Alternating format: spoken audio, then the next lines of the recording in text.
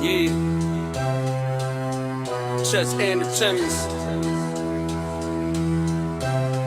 Yo.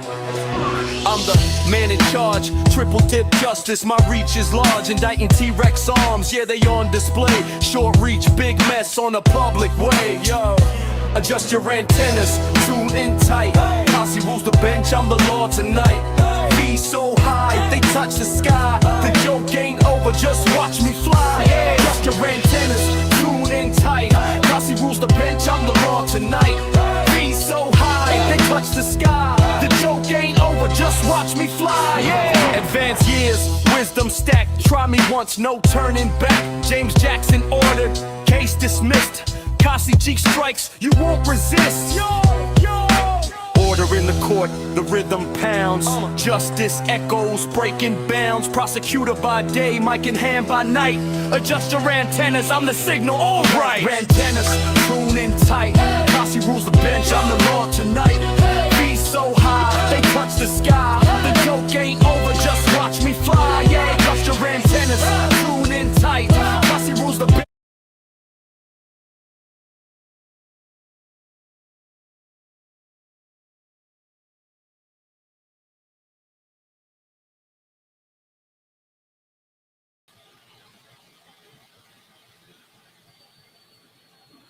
Hello. How's everybody doing? How's everybody doing? Good evening. Yeah, we had a storm here, and we've been having some power outages. So my internet was going in and out, and it seems to be all right now. I put together a YouTube presentation, as we like to call them around here, and it is sort of in response to these Tues Gazette ladies. And you know, I got bad ADD, so I might be a little all over the place. But you know, we're gonna get down to it. So how's everybody doing? I'll give everybody a couple minutes to get in here, and we'll get this thing going, man. Yeah, let me look. One thing I'm learning about StreamYard is videos are easier to like upload to StreamYard than regular text. It's really weird. I haven't quite figured all that out yet, but you know, whatever. It's you know, you can only learn by doing it, right? So that's the way I look at it. So were you guys with me the other day when I did the brakes on my car? There was like 25, 30 people in there at one point. I just did the brakes and wanted people to be able to save money. You know, instead of paying a mechanic who's charging them like 800%, you know, markup on everything. So people that were in there, I hope it helped. That was the goal. I was freezing my ass off. It was like 20, but it was pretty good. All right, Rat House, thank you for being a mod. Thanks to Dumpster Juice for being a mod. I know it was last minute. Like, that's part of my my ADHD. I'm just like, you know, I've spent so much time like clipping and then trying to put the clips into StreamYard and trying to make sense of this whole thing. So so where do I want to start here? I mean, we could start with, all right, so they talked a lot about whiffing in the first video, and they talked a lot about Greeno in the first video, Trooperino, as we like to call him. And so we got some stuff there. They made a lot of claims. Mostly they were worried about the glare stream in their show.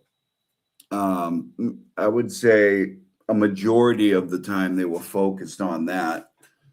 But, you know, whatever. I mean, you know, he's obviously doing something right because they were pissed. Anyways, what do we got here? Let's play a little clip. Bum, ba-dum, bum, bum, bum. Okay. So many of them.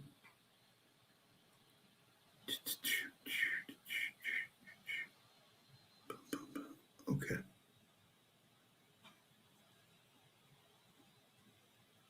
All right.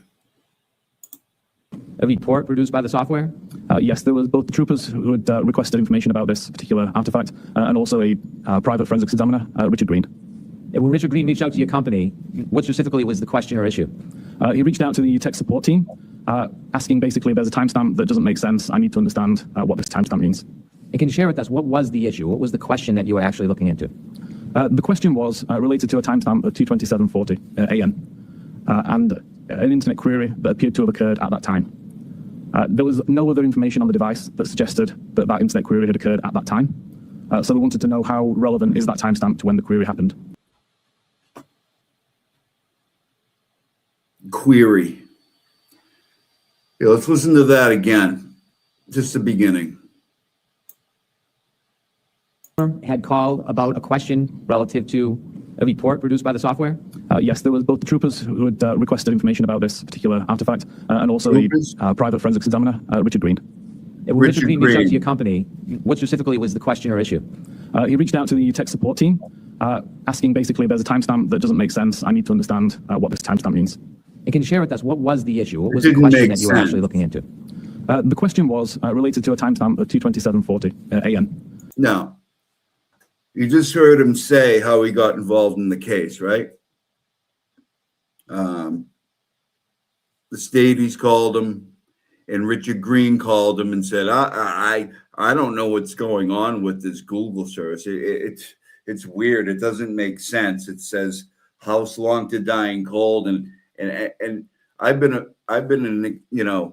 a forensics expert for 30 years, and I just don't get it. So I called customer service, but that's not really the point, right? Because this is what we get later from old missing whiffing, okay? For everyone else that needs Ian's brain to help us solve our digital forensic investigations. All right, Ian, you ready for some questions? I am. Go for it. And then we'll have some fun at the end too. All right, why were you brought into this case? Okay. So I initially got involved in this case after a true crime podcaster contacted Cellbrite asking for clarification because of some things that he'd seen in other people's blogs, some things that had been tweeted related to an artifact that Physical Analyzer had passed. Basically, police had obviously extracted a bunch of phones at the time of John's death, done their own analysis, including the analysis of a witness's device, which was written off at the time as not containing anything relevant to the case. About a year later, defense experts took that same extraction and ran it through Physical Analyzer as well, and now found a timestamp which they thought was a smoking gun. The timestamp itself was released through a Google search, the infamous Google search, "How long to die in the cold," which is an obvious misspelling of the term "how long to die in the cold." I'll say that this search had actually been found initially by police using Physical Analyzer 752, but at that time, the timestamp attached to it was around 6:23, 6:24 a.m. after John's body had been found and therefore deemed not evidentially significant. However, when the expert for the defense took the same data, they used a newer version of Physical Analyzer. This newer version had additional support. Obviously, we always add support for new artifacts as time goes on. And this new artifact support for a database called Browser State gave a timestamp of 2:27 a.m. For that same Google search. And that's important. 2:27 is a really important time because that would mean that this is around 3.5, 4 hours before John's body was found, implying that somebody had some knowledge that he was outside dying in the cold. Yeah. That's the point, Ian. But I mean, who called you? Or who got in touch with you? All right, Ian, you ready for some questions? I am. Go for it. And then we'll have some fun at the end too. All right, why were you brought into this case? Okay. So I initially got involved in this case after a true crime podcaster contacted. A true crime podcaster. What did he say a couple minutes ago?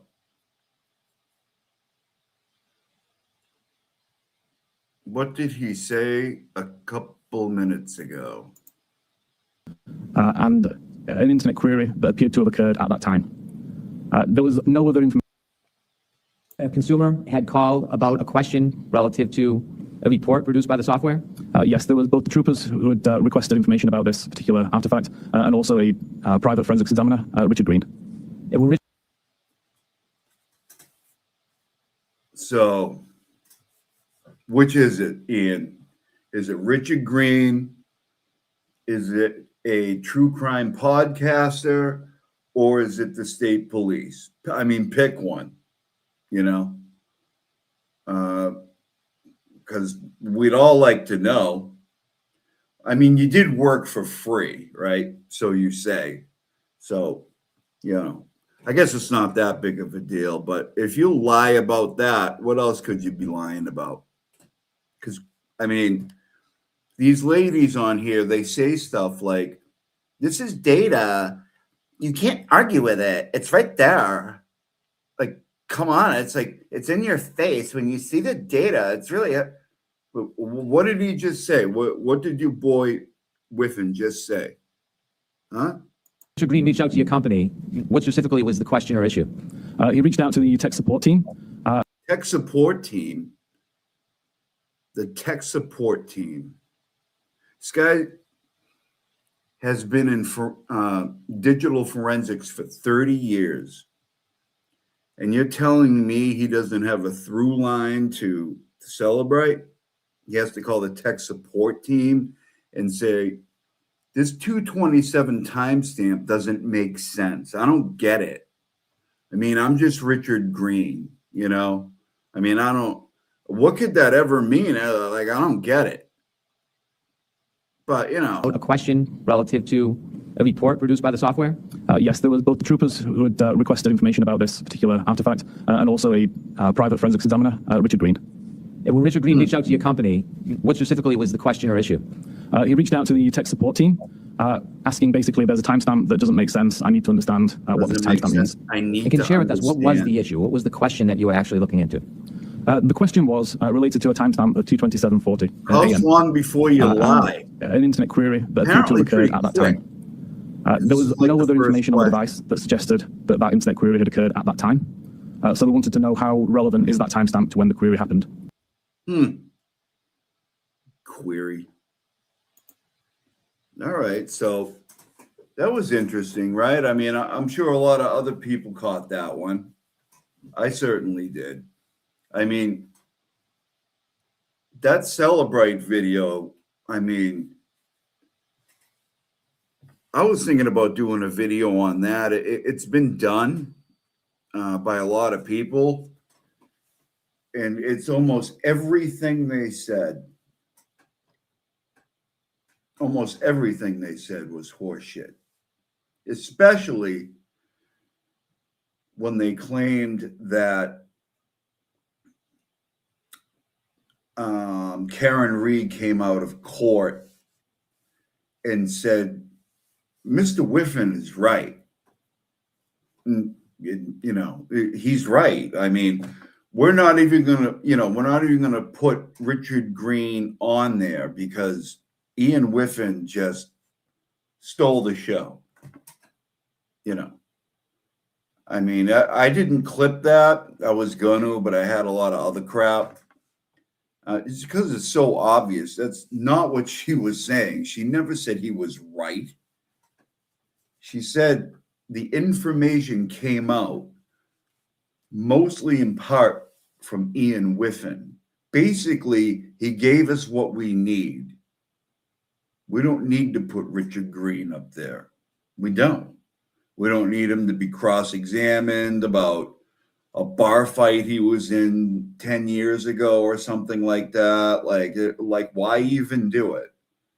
Because he went up there and at the end of it really couldn't say either way what's going on with that timestamp. I mean, that's what I got out of it. But and I mean, it's freaking hilarious. Like, how did you feel, Ian, when Karen came out of court and said, "You're correct"? It's like I felt vindicated. Dude, she never said that. And this other chick, I don't know why they decided to make that video. And by the way, I looked yesterday and there's still 0 comments on that video. 0. So yeah, they're not deleting the bad ones, right? Because you would think if there's good ones, they'd leave them up. I don't think there is any good ones because that was a disaster. Okay, now, what do we want to do next? Where do we want to go? All right, so let's go to what the ladies are claiming in this particular clip.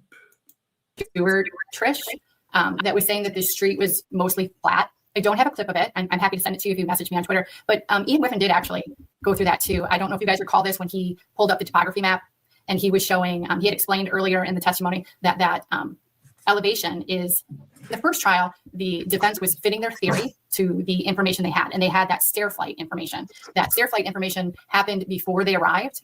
And they were fitting it to that. So that's why they had him going in the house, up and down the stairs. I did see a comment, I think it was Stewart Trish, that was saying that the street was mostly flat. I don't have a clip of it. I'm happy to send it to you if you message me on Twitter. But Ian Whiffen did actually go through that too. I don't know if you guys recall this when he pulled up the topography map and he was showing, he had explained earlier in the testimony that elevation is 3 meters, right? Not 3 meters. So 9 feet. So if the elevation goes up 9 feet, the phone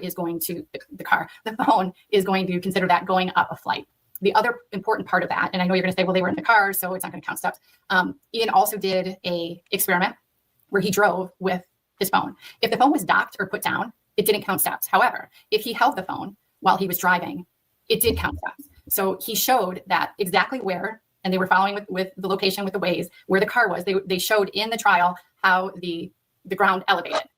So that's really important. I know that there's been a lot of reporting that all the streets are flat. It's completely flat. That's actually not true. And that actually was in the testimony. So there's actually, Julie, just to stop. It is flat, but it there's doesn't video. even I'll have matter. to find it and I'll post it on my Twitter, but I ran across it the other day when I was going through some other clips of Karen talking about their vehicle driving down a hill or up a hill, one, I can't remember which, on that road. Basically, she herself talks about how hilly that road is. yeah, I'll yeah. put it on Twitter. Yeah, and the topography part, I don't know if everyone remembers that, but that was really interesting. He showed it perfectly where those elevations were. It was while they were driving. More than likely, he was holding his phone. Where else would he put it? He was a passenger. He was looking. We know he was looking at the phone because we know when he was receiving messages, his face was what do you call that? What did he call that? Facial recognition, you dummy. What do you say? Right. So when the phone recognizes the face, I can't remember exactly what. Yeah, he called Face that. ID. God, I could handle her for about 3 fucking seconds. All right there, genius. Let's see. Do your claims check out? I don't know. We're going to have to look.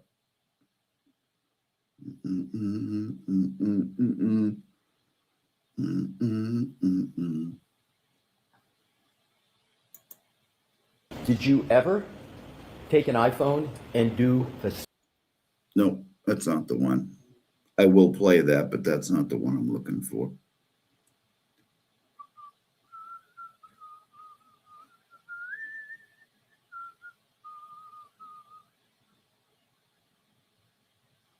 How did that one fucking not make it in? Huh. All right, give me 1 minute. Where is that one? Okay, bum ba bum bum bum.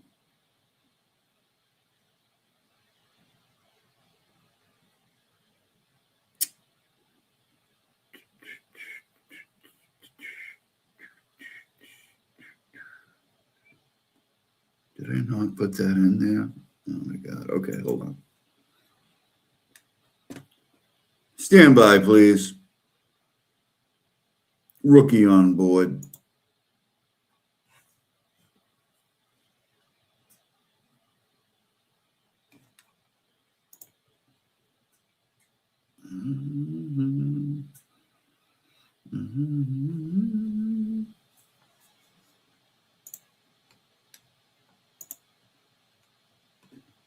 All right.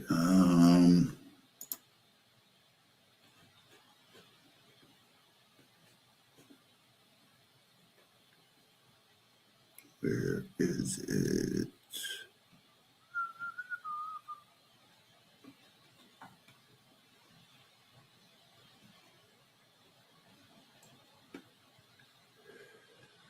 Dun, dun, dun. Dun, dun, dun, dun, dun, dun, dun. Okay. Is this the one or is that the same one?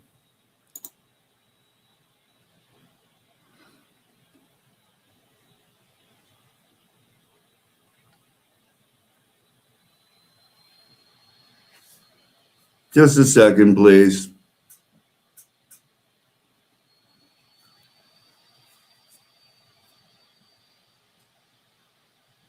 Was everybody,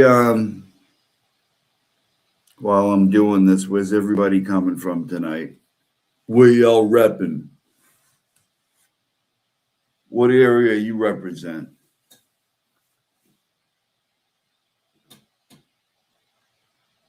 Yo, I'm in the Cape.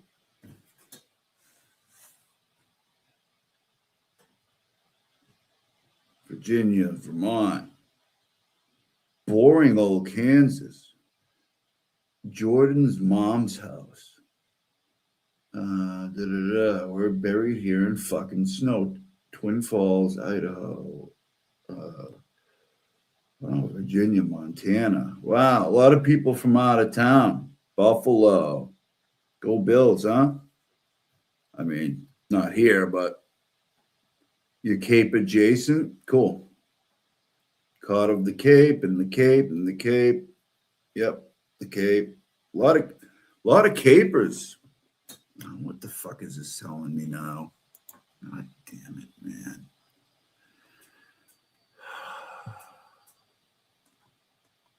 I'm gonna have to get rid of one to get another one. Okay. I'll do that. And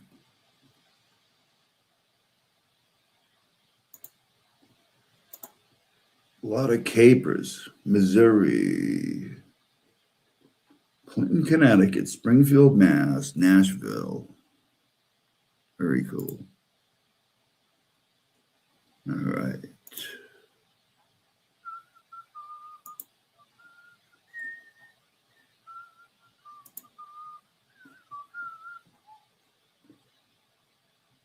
All right. I'm pretty sure I had this marked. I had it up here, but StreamYard will only let you use so many clips before they don't.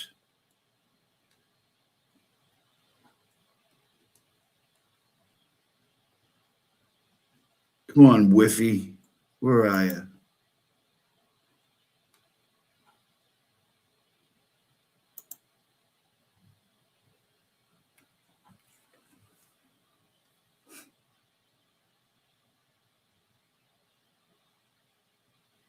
All right. I'm not doing it. Fuck it. Anyways, this is the gist.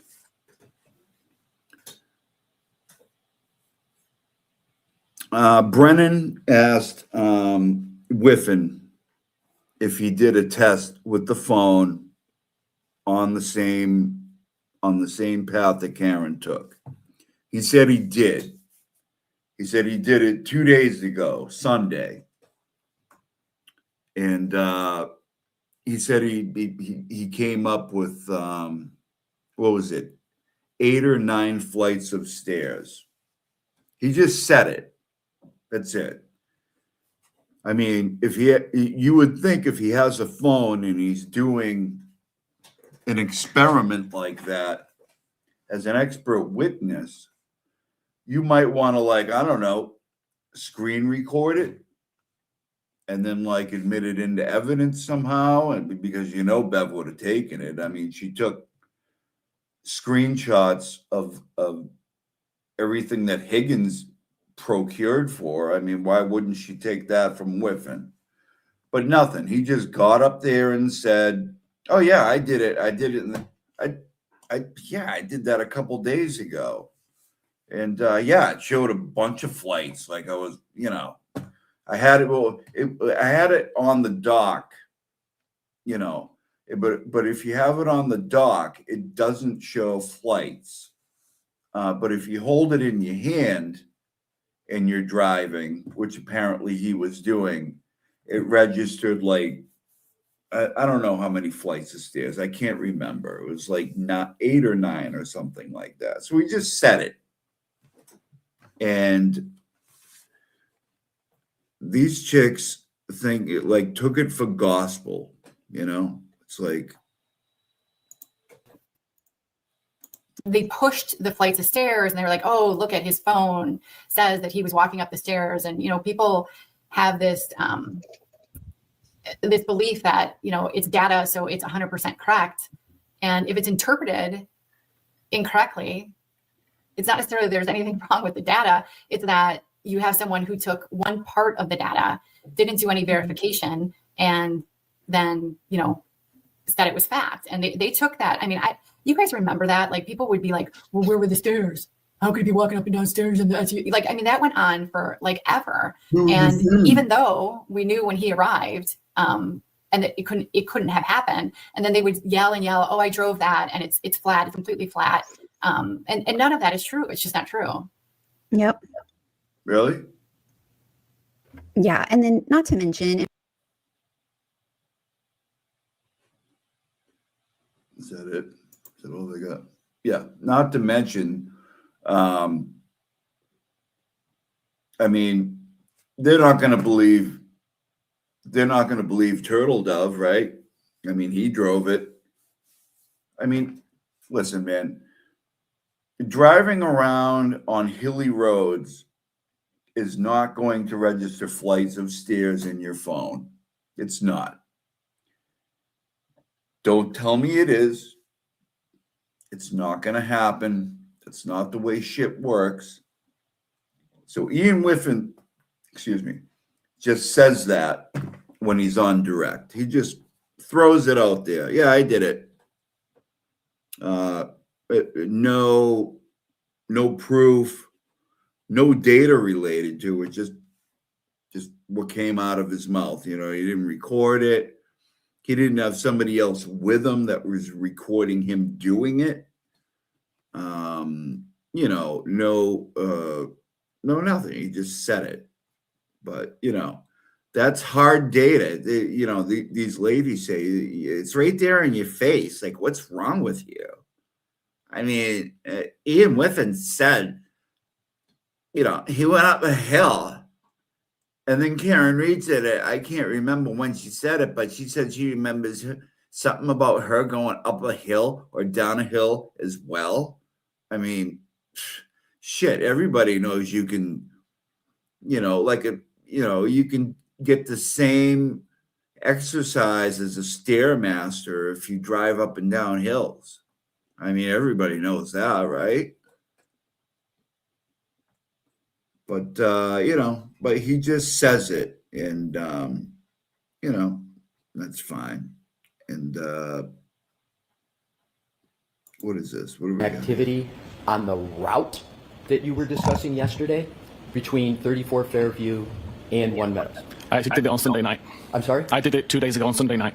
And with regard to your time on this case, what was the results of that?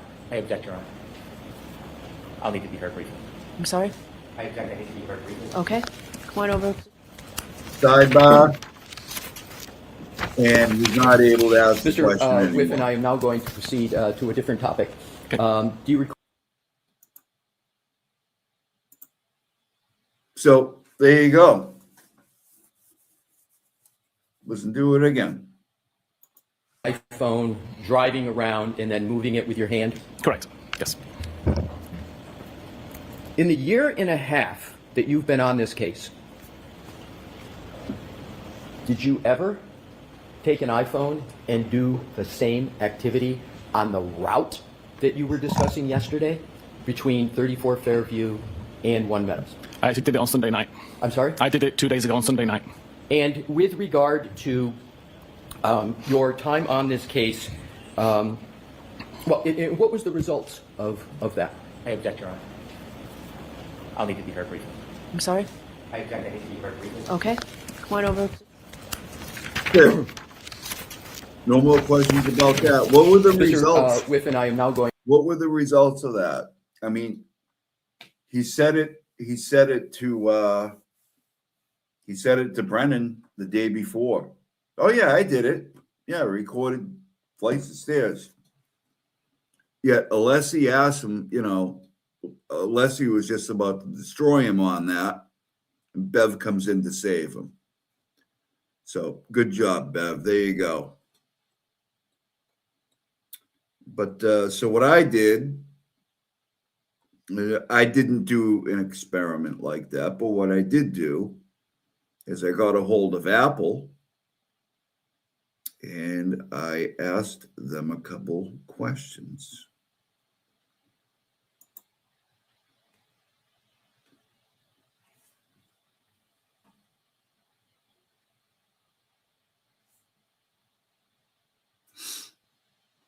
Asking them, how is this calculated?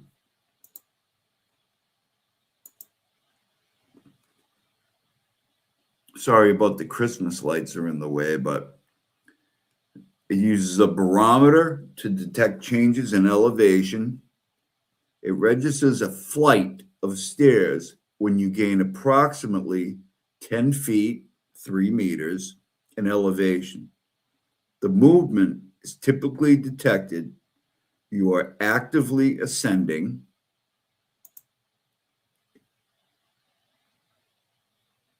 As walking.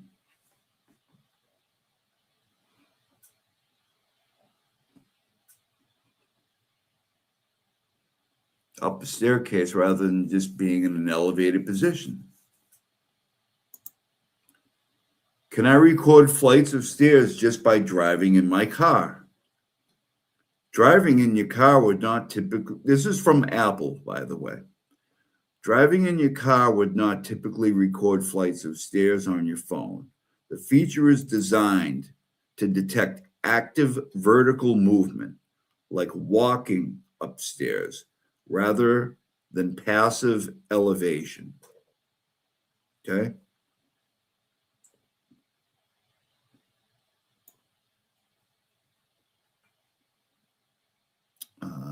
Passing elevation, where am I?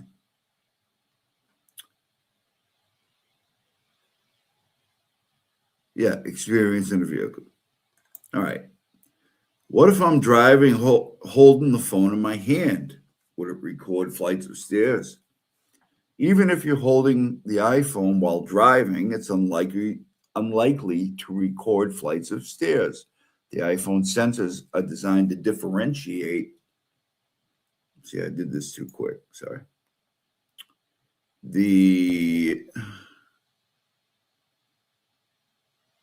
Designed to differentiate active movement like climbing stairs and passive movement.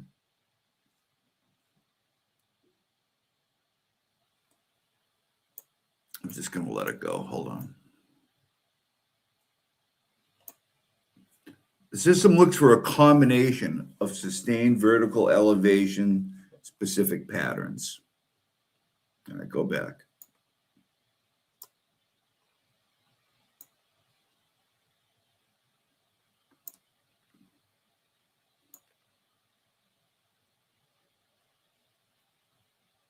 So in addition to 10-foot elevation or more, you have to be walking to record flights of stairs, correct? That's right. For your phone to record flights of stairs, You need to be actively walking or climbing in addition to gaining at least 10 feet, 3 meters if you're Ian Whiffen, who doesn't even know the exchange. He didn't know what freezing temperature was. He didn't know 32 degrees Fahrenheit was freezing temperature. I swear to God. I didn't clip it, but I can. Your iPhone 14 Plus calculates flights of stairs using its built-in barometer to detect changes in elevation. It registers a flight of stairs when you gain approximately 10 meters. We did that already. Typically, detect active vertical movement, even if you hold it in your hand. We did that already. So it's basically, saying the same thing it said before. It's looking for a combination of things. And, so there's that. And then I'm like, well, wait a minute. John had an iPhone 11. So I want to be,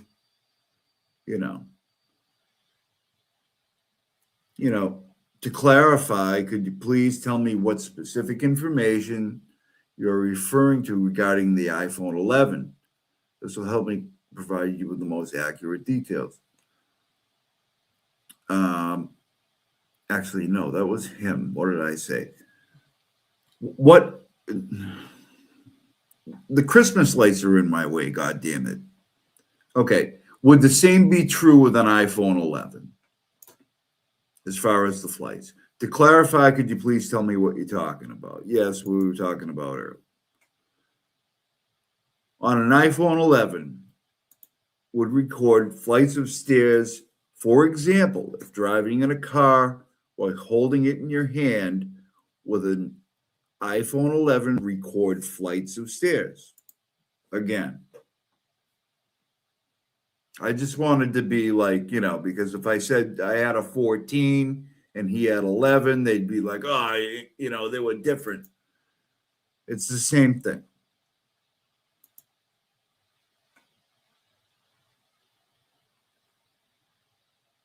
For anybody to believe that shit is just, or try to, I don't want to bring up the G word, but it's gaslighting. Right? You're telling us shit that we know is not true. We know it's not, but you're going to sit there and just say it. And if you say it enough times, there's some fucking retards out there that might end up being like, okay, that could be a thing. And it's not. I'm sorry. Holding it in your hand. Yeah. So it's the same thing they said before. I just wanted to put iPhone 11 in there. So that's just crazy. And these chicks talk about it like it's the dumbest thing in the world. You know what I mean?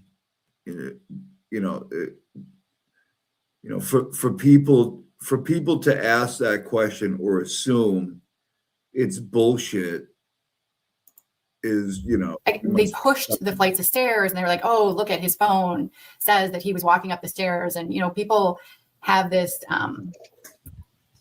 belief that, it's data, so it's 100% correct. And if it's interpreted incorrectly, it's not necessarily there's anything wrong with the data. It's that you have someone who took one part of the data, didn't do any verification, and then, said it was fact. And they took that. I mean, you guys remember that? Like, people would be like she takes one part of the data. She takes the 3 meters, or basically almost 10 feet. She takes that, but does she say anything else about what we just read? No. But we're the assholes. How could you be walking up and down stairs? And that went on for ever. And even though we knew when he arrived, and that it couldn't have happened, and then they would yell and yell, oh, I drove that, and it's flat, it's completely flat. And none of that is true. It's just not true. Yep. So Ian Whiffen showed a topographical map. That's what he had. As you can see here, there is a hill here. There's a small hill here. I don't know. I don't do British shit. But who cares about your topographical map? That's not how flights work, dude, right? I mean, yeah. Yeah. And then not to mention, Not to mention what? Oh, yeah, she was about to say something, but whatever. I like this one, though. yeah. And then not to mention, No, hold on. I drove that and it's flat. It's completely flat. Downstairs and like, I mean, that went on for, I mean, you guys remember that? Like people would be like, well, where were the stairs? How could he be walking up and downstairs and like, I mean, where were the stairs? How could he be walking up and downstairs and like, I mean, that went on for like ever. And even though for thinking that is the dumbest thing, that we've ever heard. If you guys remember, AJ saying, well, it's not a flight of stairs on top of the Lexus. I thought that was a good one. It's a good joke. Underrated joke. All right. Moving on. What else do we got here? Let's get these bitches out of here. Hold on. I'm sorry. I didn't mean that. No, I didn't mean that. What do we got? Okay. Now, what's this? and he was confirming that they had been deleted, and then the FBI went in and they got them from the cloud. I mean, he didn't. It's like the most ridiculous things that you twist yourselves into pretzels to make 900 people framing Karen Reed. It's preposterous. 900 it's preposterous. People.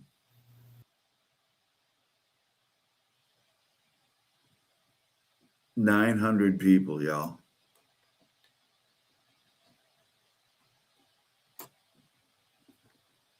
I thought that clip was longer.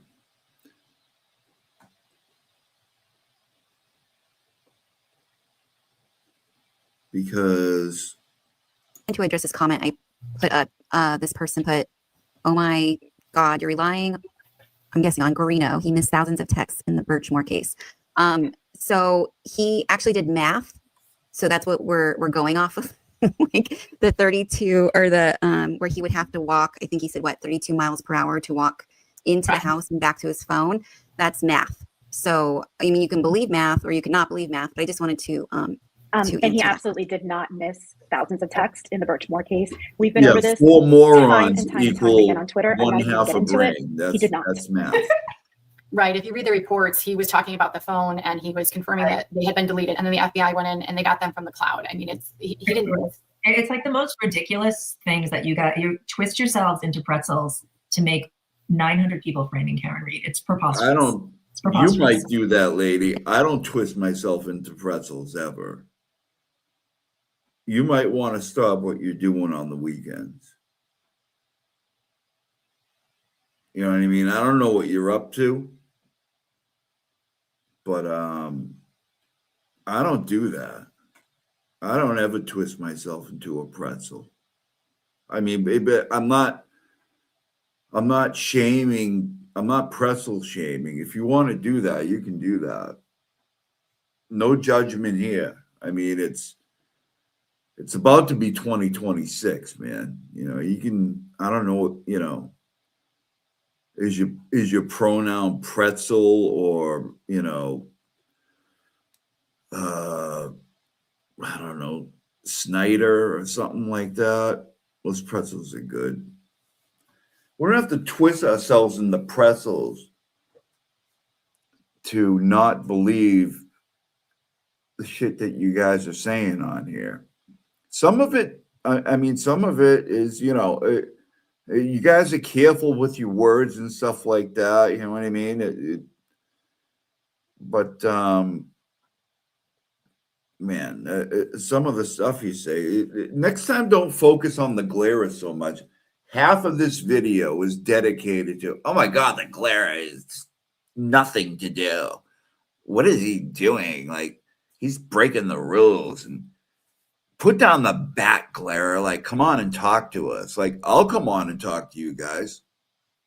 I mean, I'm a nobody, but I will come on and talk to you guys, no problem. And I won't be rude.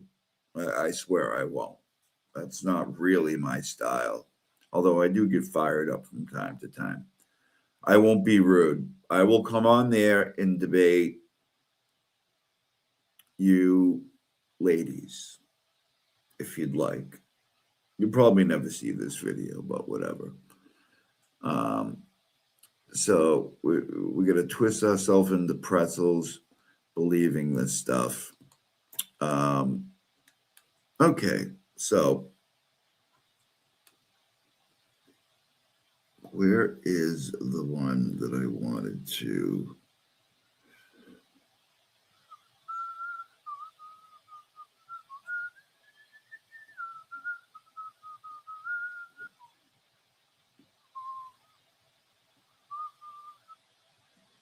So she is this to address this comment, I put this person put, "Oh my God, you're relying, I'm guessing, on Guarino. He missed thousands of texts in the Birchmore case." So he actually did math. So that's what we're going off of, like the 32 or the where he would have to walk. Math. I think he said what 32 miles per hour to walk into the house and back to his phone. 32,000 That's text math. messages. So I mean, you can believe math or you can not believe math. I just wanted to and he absolutely did not miss thousands of texts in the Birchmore case. Zero. We've been over this time and time again on Twitter. I'm not even going to get into it. He did not. Right. If you read the reports, he was talking about the phone and he was confirming that they had been deleted. And then the FBI went in and they got them from the cloud. I mean, that's quite a claim. It's like the most ridiculous things that you twist yourselves into pretzels to make 900 people framing Karen Reed. It's preposterous. I wonder if she's right about that. I don't know. Let's look.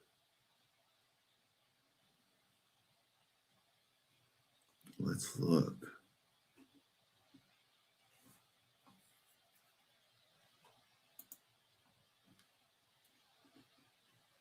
I gotta blow this up. Now, just a couple hours ago on my Pacer account, I got the entire Sandra Birchmore, Matthew Farwell versus, not Sandra Birchmore, Farwell versus the United States case. I got every document related to that case, and I've been going through it. And I really didn't have time to go through the voluminous amount of text there, but make zero mistake about this. He absolutely missed 32,000 and change. I want to say 32,720 is the actual number, but I don't know. But what's the diff? 32,000. So what do we got here? Investigators later acknowledged that some text messages. Let me start from the beginning. Did he miss text messages? What has been reported? No. It hasn't just been reported. It's in the documents. Investigators later acknowledged that some messages between Birchmore and Farwell were not initially captured or reviewed during Guarino's early work on the case. The gap became a point of contention because those texts were central to understanding the nature of Birchmore's relationship with Farwell in her state of mind before her death. These filings have highlighted the missing text as part of the challenge to the reliability of the investigation, suggesting that Guarino either overlooked or failed to preserve certain communications. Prosecutors, however, argue that the critical messages establishing Farwell's involvement and motive were recovered and presented in that any gaps do not undermine the overall case. Why it matters. In homicide cases, it's important to do shit like that. And you know, this woman says she has addressed this many times on Twitter. I don't know who she is. I've seen the Tuesday Gazette before, but I don't know who this particular woman is. And she's acting like, just please, no, no. And I got the whole thing. I'm gonna be plucking everything out of that. I'm gonna be doing another presentation very soon. But believe me, I mean, he did. He missed these. Would you like me to pull specific docket filings or hearing transcripts where the defense raised the issue? That would give you the exact language the court agreed. Yeah, ignored text. Reports indicate that investigators, including Gooper Tuarino, failed initially to capture or review over 32,000 text messages exchanged between Birchmore and Farwell. Defense argument. We know what the defense is saying. You screwed up. Prosecution position. Federal prosecutors counted the most incriminating texts were eventually recovered, including disturbing messages showing grooming, abuse, and Farwell's motive to silence Birchmore. The FBI had to be the ones to find the text messages. But this lady over here ends up at one point, I believe, saying that the FBI are the ones that screwed up and Guarino is the one that got the text messages. Yeah, I believe that. Yeah, okay. In the government's detention motion, prosecutors emphasized that despite defense claims about missing texts, the recovered communications clearly established Farwell's involvement and intent. So it doesn't matter, right? I mean, the 32,000 texts. I mean, we know the guy's a scumbag anyways. He killed her. And listen, I'm not a Matthew Farwell fan by any stretch of the imagination. He's a piece of shit, and he should rot in jail for the rest of his life. But Guarino's I don't know. Whatever. I got to live in this state, so I'm not going to be crazy. Digital evidence, summary table.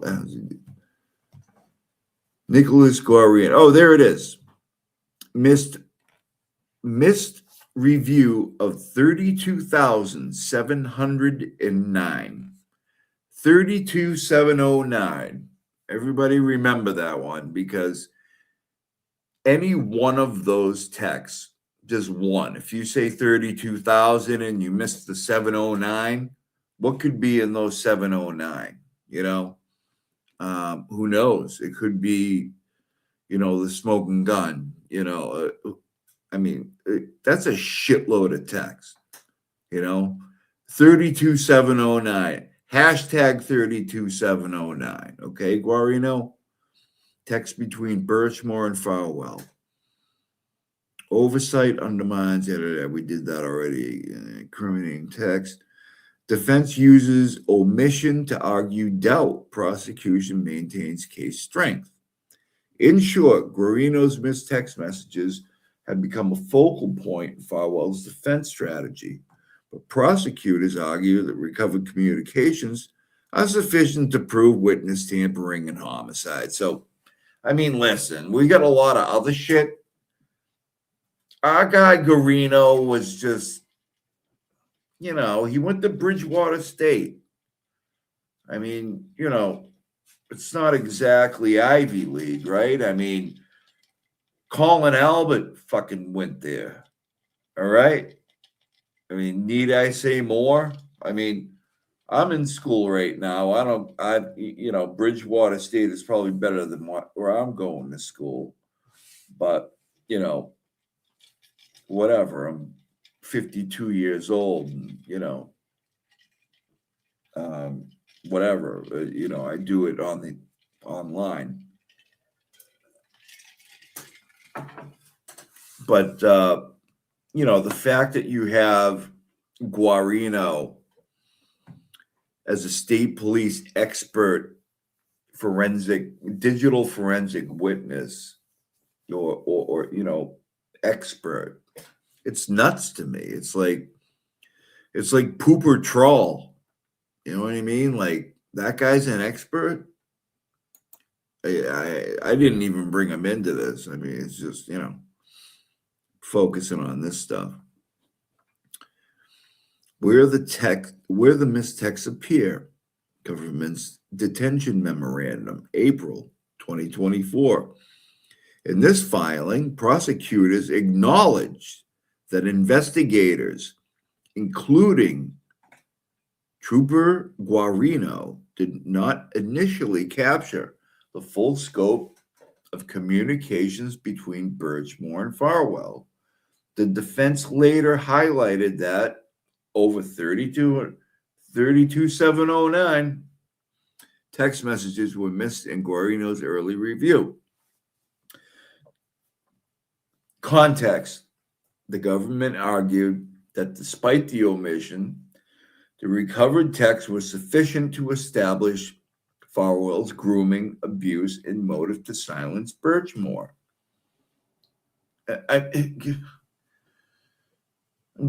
Yeah, all right. So you had enough without the text, but what could that many texts tell you? It could tell you he killed 20 more people in the same way, and you wouldn't know. But because it's enough. I mean, you know, we got him dead to rights. I mean, you know, we got him going in. We got him going in like a little while before she was found. We got him coming out. You know, we got all this other stuff. 32,000 texts. I mean, we have enough. Are you fucking kidding me?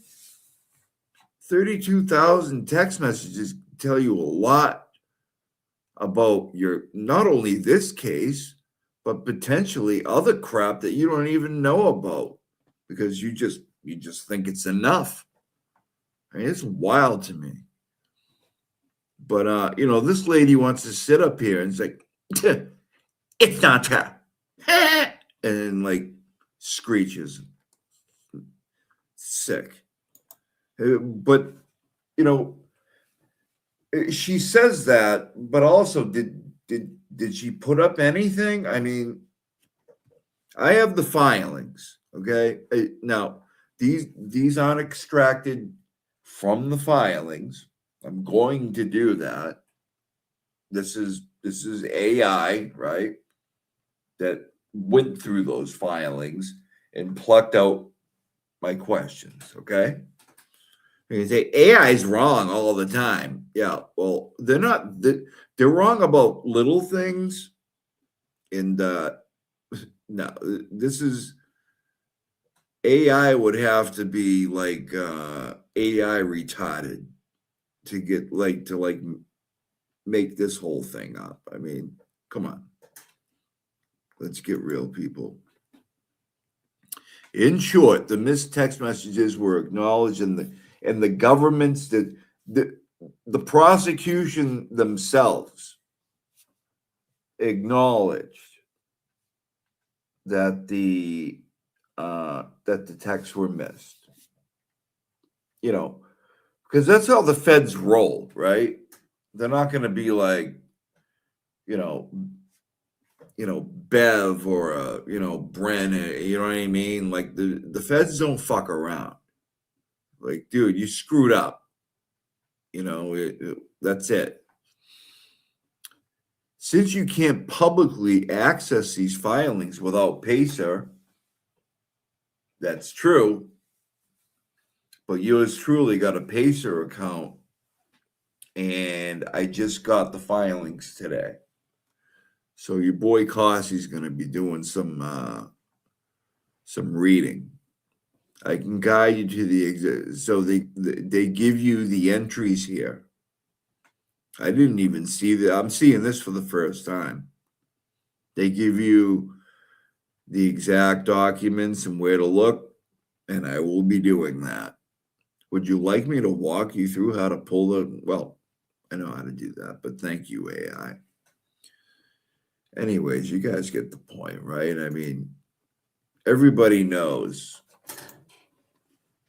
Everybody knows that Guarino missed all that shit.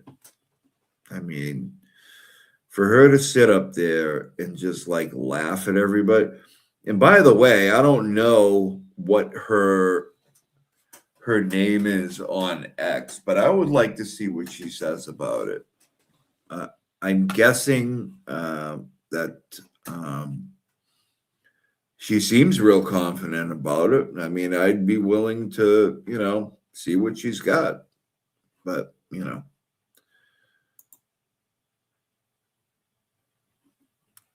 is this now? What do we got here? Oh, yeah.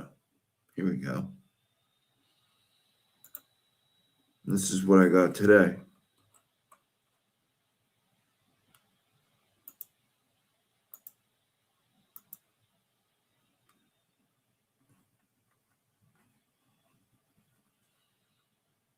I mean, we're talking, there's thousands of pages here. These are the texts. They're pretty gross. Fowler's text messages with Birchmore indicated with Birchmore, he was on duty. What a scumbag, man. And not only that, look at all this. And not only that, but Fanning and Devine and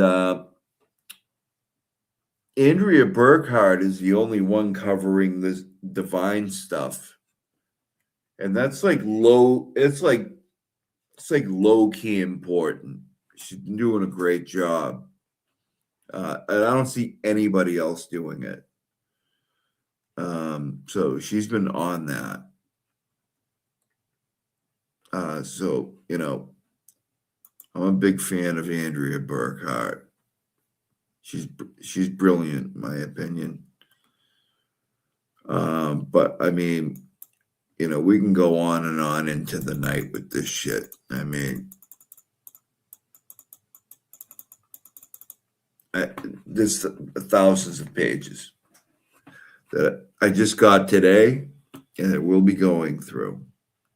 And I'm going to be doing keyword searches, and I'm going to be doing another presentation where I show this crap. Okay.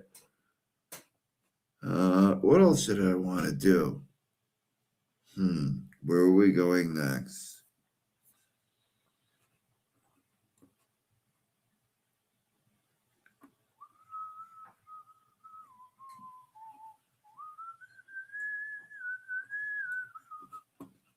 Okay, one thing that I've been meaning to go through since trial one that I thought was really interesting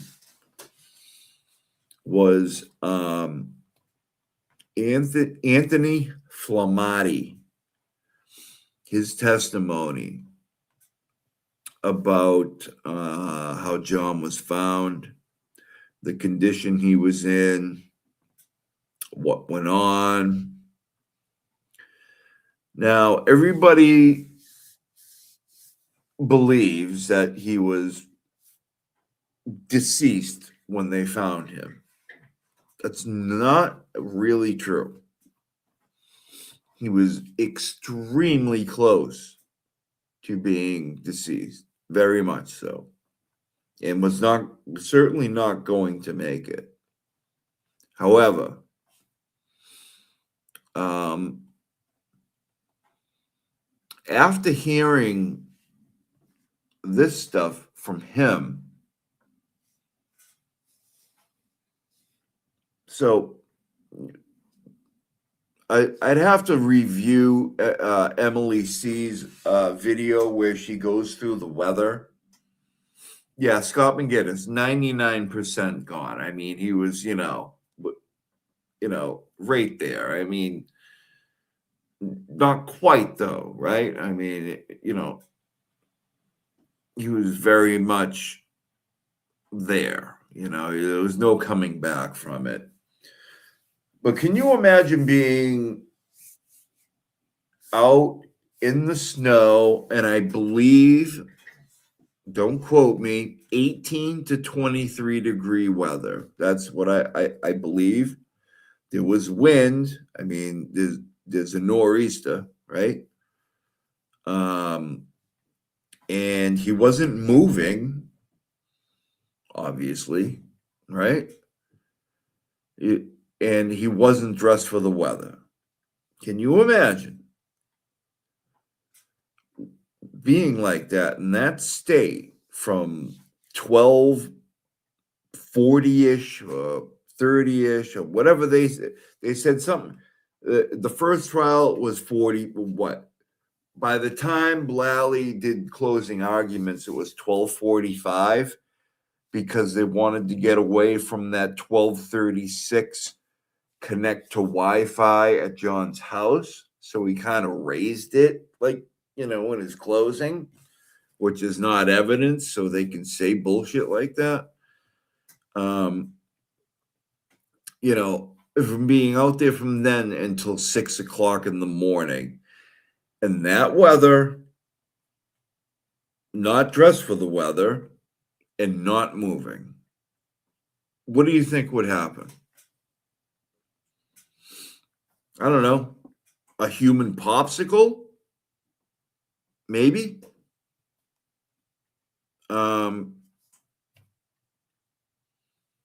His core temperature was 80 degrees. 80 degrees? And I looked that up as well.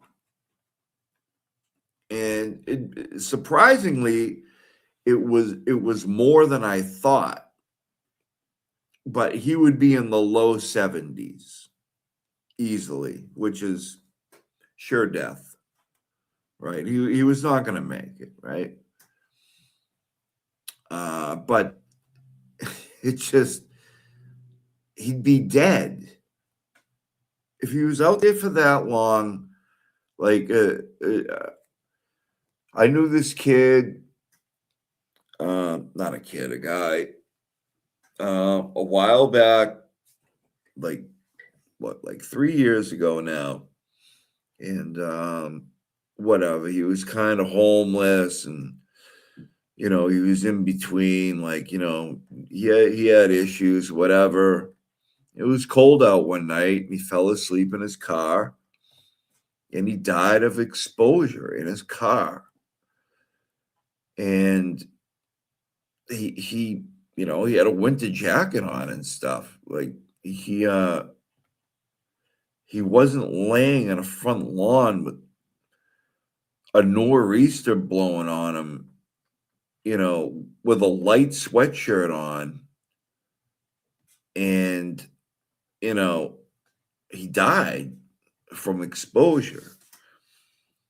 John didn't even have frostbite. Think of that. How is that possible? It's just not. He would have absolutely had frostbite. To what degree? I don't know. They say, if you have like black frostbite, that takes a long time. But he's also not moving, right? Like, you move, your body generates heat. You're able. That's why you shiver, right? That's why your body does shit like that. He's lying there, motionless, from 12:45-ish until 6 o'clock in the morning. I'm sorry, you're dead. It's over. You're not 80 degrees. And the phone magically under you. I just, come on, man. Just stop. Waveform and tidal CO2. So we had complications listed as patient vomiting, aspirating. Suction was then done with a rigid tip suction device after CO2. So we had complications listed as patient vomiting, aspirating. Suction was then done with a rigid tip suction device. After successful intubation, we then suctioned via French tube through the airway established. Jump back up to 631. Another IO line was established on the opposite tibia on the left side. And then another 3 rounds of epi, and then arrival at the hospital. What was the arrival time at the hospital?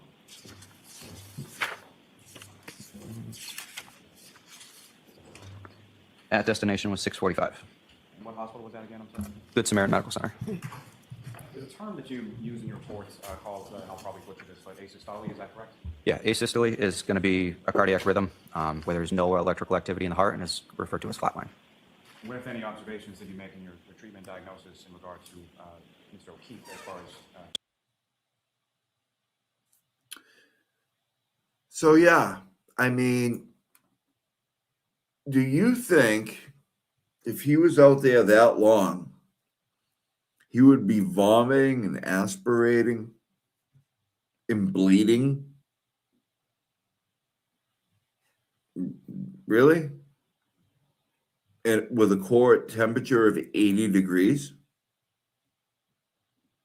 Rise, auscultation, waveform, and tidal CO2.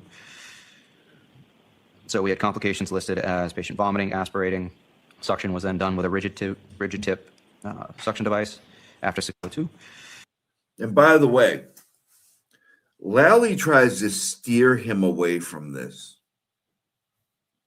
He tries to, like, you know, not so subtly because Lally's an idiot, but he tries to like push him on. But did you notice? I forget what he said, but and I will clip it because this part always bothered me because. So we had complications listed as patient vomiting, aspirating. Suction was then done with a rigid tip suction device. After successful intubation, we then suctioned via French tube through the airway established. Jump back up to 631. Another IO line was established on the opposite tibia on the left side. And then another 3 rounds of epi, and then arrival at the hospital. What was the arrival time at the hospital?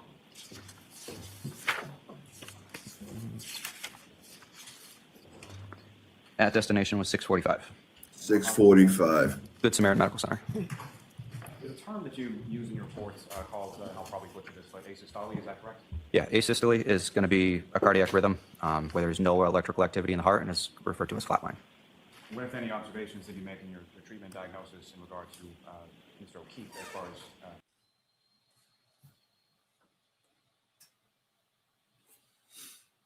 All right. Well, what do you guys think about that? I mean, that's crazy, right? I mean, when I heard that, I'm like, am I hearing that right? I mean, you would be a human popsicle, man. Stop. He wasn't out there that long. He was out there a while, but he wasn't out there for 5.5 hours in that weather with that clothing, motionless. No way. I don't give a shit what anybody says. I don't care. I mean, it's not humanly possible. I'm sorry. He was put out there way later than that, you know? And it just sucks, you know what I mean? Like, you know, what did that guy go through? You know, at the hands of these people.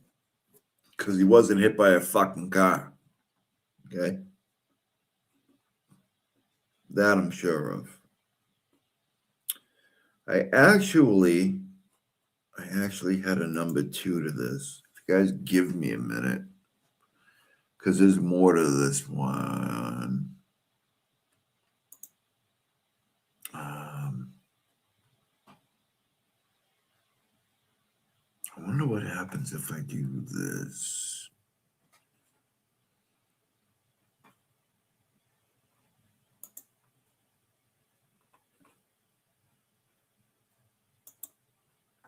When I did that just then, did the screen just go black or something?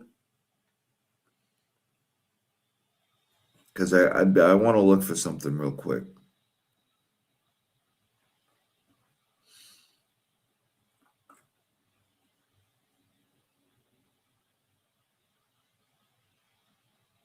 All right, I'm going to try it anyway. Okay.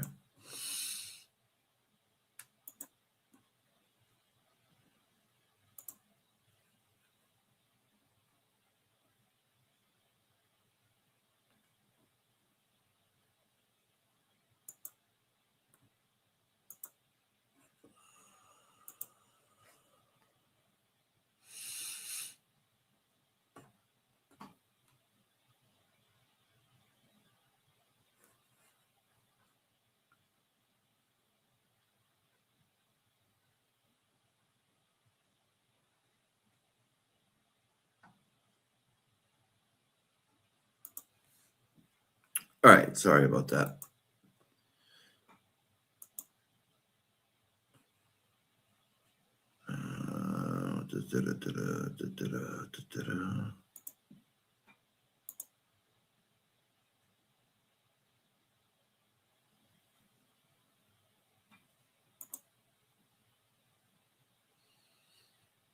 Okay.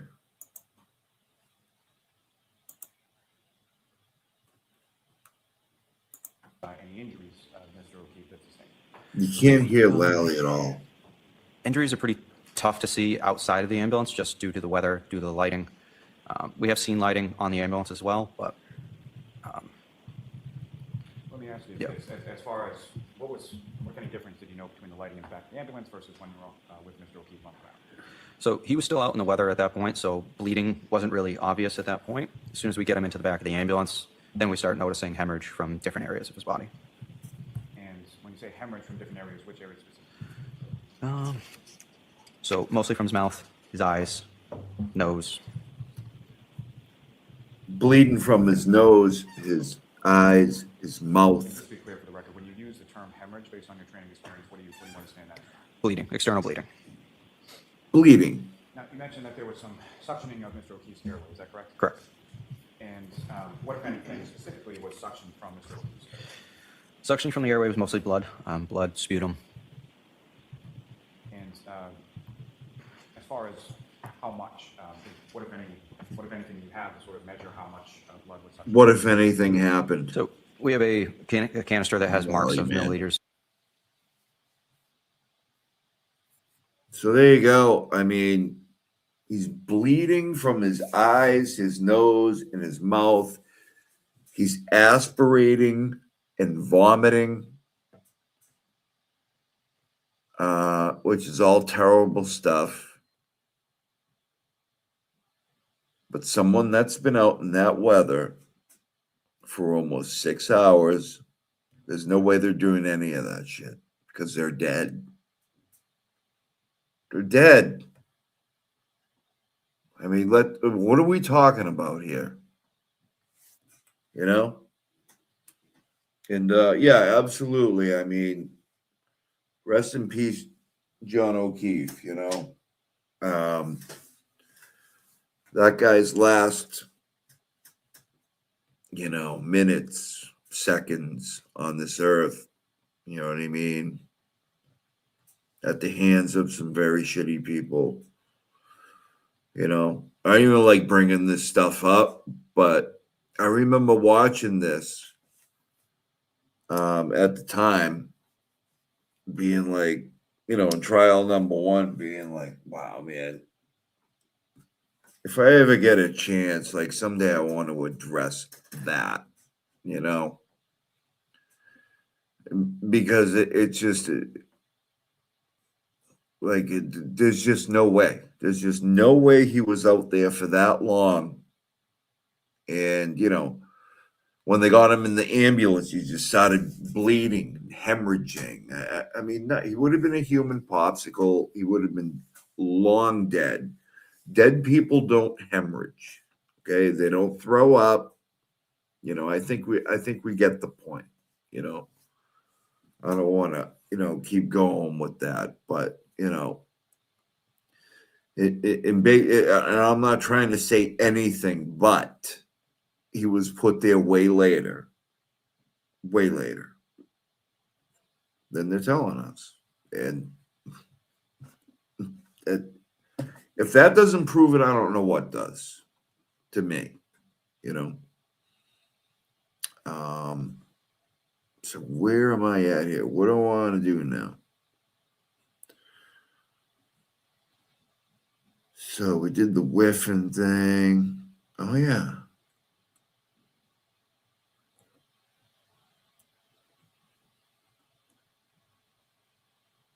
See, this is StreamYard's whacked out because like I had like 3 or 4 videos like all queued up. Like I've been working on this all day.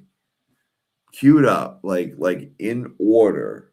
So I could, you know, and then like 3 or 4 of them are just gone. They're just gone now. I don't know. Whatever. Where am I at? Okay, so yeah, like I want to lead into this next thing, but the video's gone.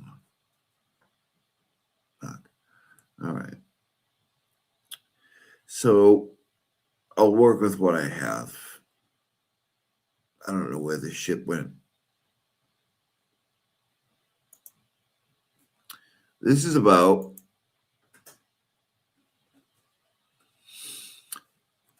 $11.62.2. The all famous key cycle.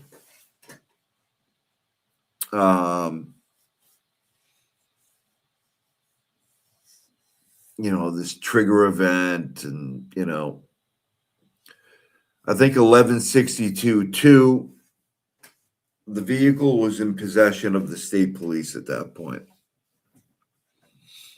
Now, I haven't done a complete like crazy deep dive into that, but I absolutely believe that it was. Okay.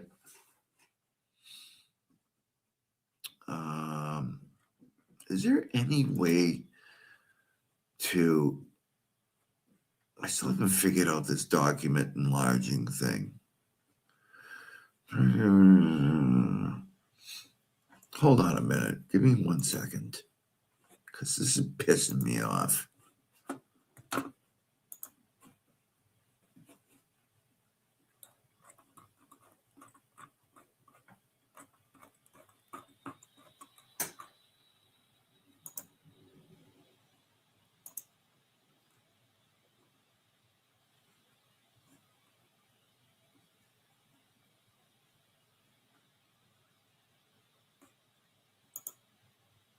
There we go. Christmas lights are driving me nuts.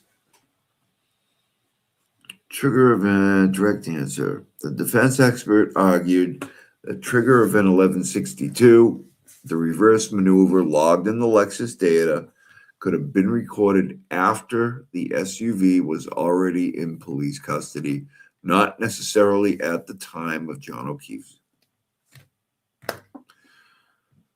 What it means. A trigger event means in a Lexus infotainment system, the ECU data is essentially a key cycle or vehicle action logged when the ignition is turned on, gears are shifted, certain maneuvers occur, blah, blah, blah. It's when shit happens in a vehicle that is kind of not out of the ordinary, but just, like shifting gears and hard braking, hard accelerations, sudden wheel movements, things like that. Prosecution claimed the Lexus accelerated in reverse at 24 miles per hour, striking no key. Excuse me. Defense's rebuttal. The infotainment logs are prone to clock drift and misalignment, which we saw in trial number 2. When Matthew DeSogra went up and testified, and people weren't nuts about him. They were like, I don't know.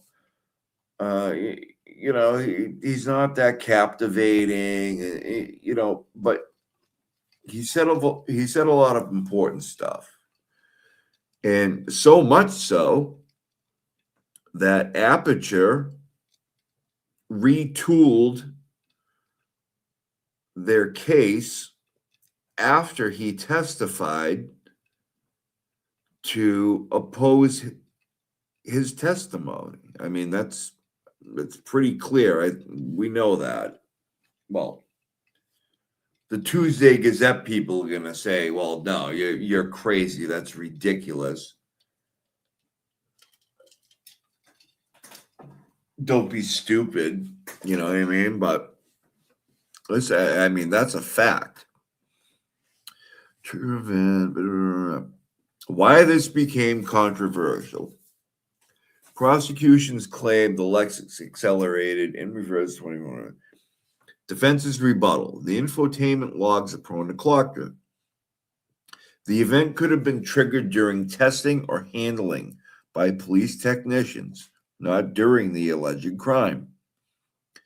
Without corroborating black box, EBD, OBDD2 data, the infotainment record is less reliable. Now, so you guys saw me do brakes on my car the other day. I was a mechanic for 13 years by mistake. I was helping out a friend of mine after he had fired his helper, his worker. And I went to fill in for him for a short time, and I was there 13 years later. So I learned quite a bit about vehicles. Okay. And so OBD2 meaning onboard diagnostics. Any vehicle after 1996 has an OBD2 port, which checks things like, trouble codes. Like you got a check engine light on in your car. It'll throw out a code for you, P420 is like an emissions code, right? In the 400s. Anything in the 300s is like a cylinder misfire. Like P300 is a random cylinder misfire. And then like they go up from there. 301, like P301 is cylinder number 1 misfire. So like, but also what a lot of people don't know is the OBD2 port. There is a tool designed that only the state police have that can pull data from what happened? Okay. Oh shit. I thought a lot. Okay. All right. My screen went black for a minute. Hold on. Let me look at something. All right. I'm good. Anyways, that only the state police have. And only the state police are privileged to get the information from the vehicle. And it basically includes like everything, like, you know, throttle and brake percentages, you know, wheel turn, you know, and just everything that you can imagine. That they have tools specifically designed to pull from. Now, as I understand it, most of the information gotten from this case was from the infotainment center, which is weird to me. And I guess at one point they kind of combined them both, but they really relied heavily on the infotainment stuff, which is it's. I mean, you can just tell by the way I'm talking about it, it's way less reliable. But you know, whatever. I mean, it is what it is.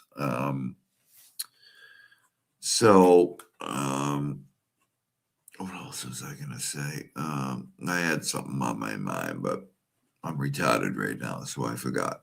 Okay. Reverse acceleration maneuver consistent with striking O'Keefe. Defense expert, including Matthew DeSogra, testified that the timestamps and context suggested the event may have occurred later while the SUV was in state police custody. Why this became prosecution. The Lexus accelerated, blah, blah, blah, clock drift. The event could have been triggered during testing or handling by police technicians, not during the alleged crime. And without corroborating black box evidence data, the infotainment record is less reliable. That is absolutely true. That I was just trying to tell you. Okay. Evidence source, reliability, what it records, issue and read case, OBD2, EDR, black box. So the prosecution brings up the black box a lot. They say they use black box synonymous with the infotainment data, but they're not the same thing. And you don't get to say black box along with the infotainment data because that is a misrepresentation. Okay? They're two different things, and one is way, way more accurate than the other, and that would be the OBD2 info that the state police are only privy to. Okay? All right. Speed, braking, throttle, crash metrics not used in trial would have been more definitive. Infotainment logs, moderate. GPS. Yeah, this is what the infotainment will log. GPS. Now, if I'm not mistaken, did they not say that Karen's Lexus did not have navigation system in it? I remember them saying that. What is the chat thing on that one? You guys remember that? Didn't they say her model didn't have navigation?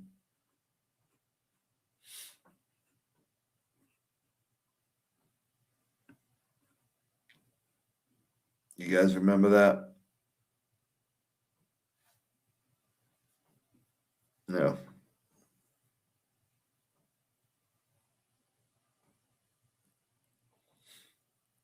I remember them saying that.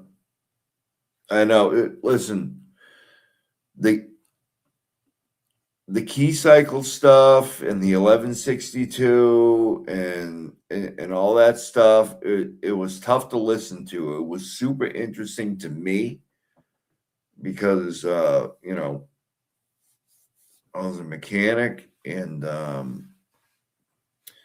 car definitely had navigation. definitely. But you know, they go in there and they say it, and it becomes true.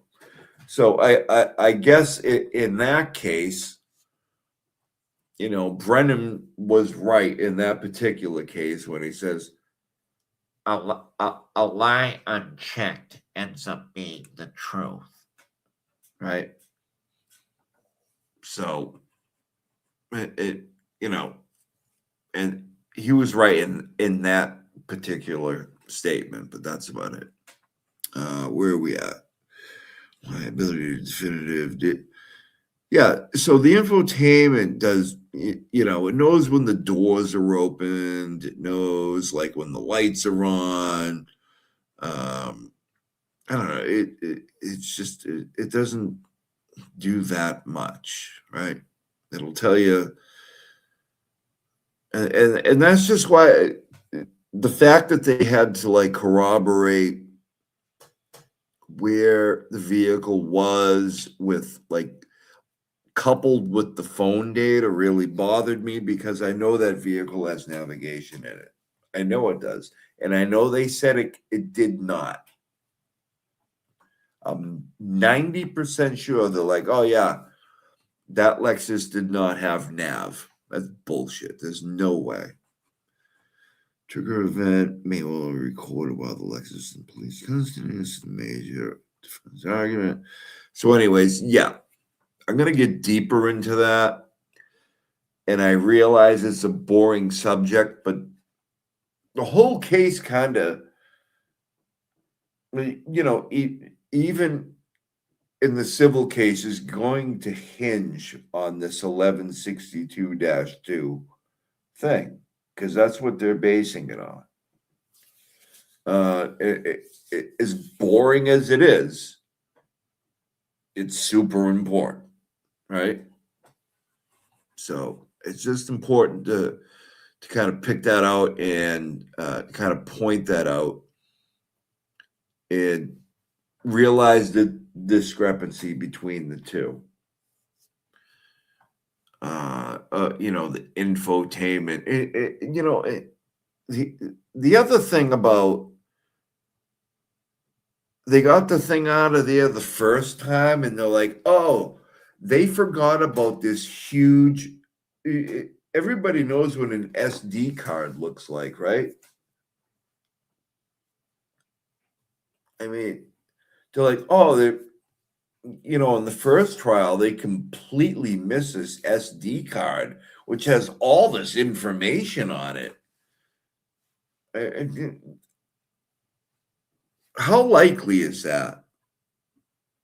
You know, that they just went in there, experts, you know,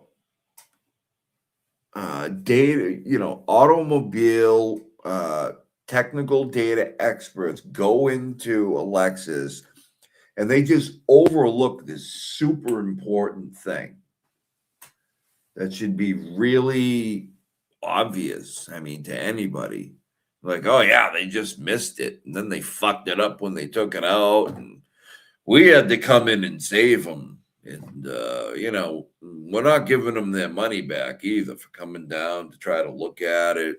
You know, whole thing's bullshit. There's something really wrong with that infotainment data, that whole thing. And listen, everybody keeps telling me it's boring. Well, you can keep telling me it's boring, but it's one of the most important things of the case. So there you go. What else do we got? Got any other shit?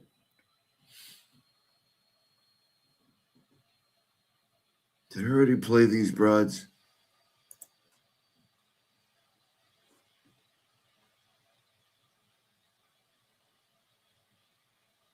The first trial, the defense was fitting their theory to the information they had, and they had that stair flight information. That stair flight information happened before. Shut up. God damn it. All right, what do we got now?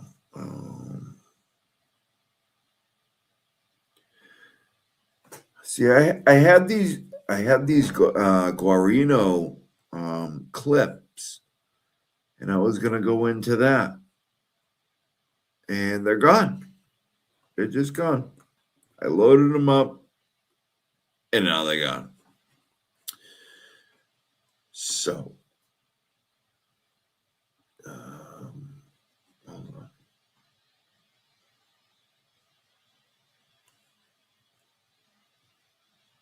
With it.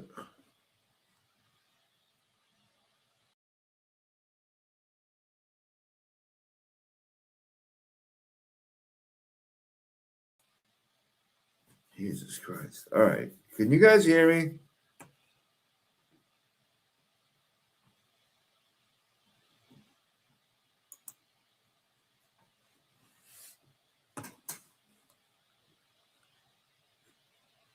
You can. All right, cool. All right. Is anybody interested in calling in?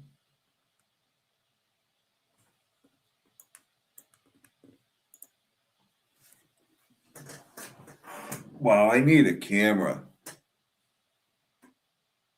This looks like shit. I gotta get a camera. Oh, you guys want to call in? All right.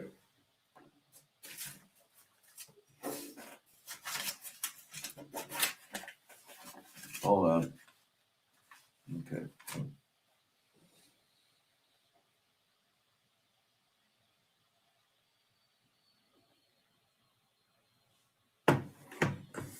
All right, give me 1 minute.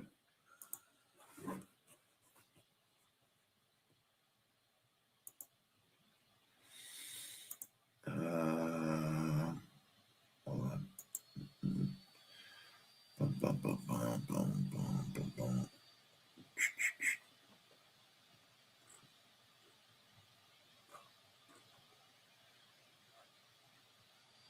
See, I have to, yeah.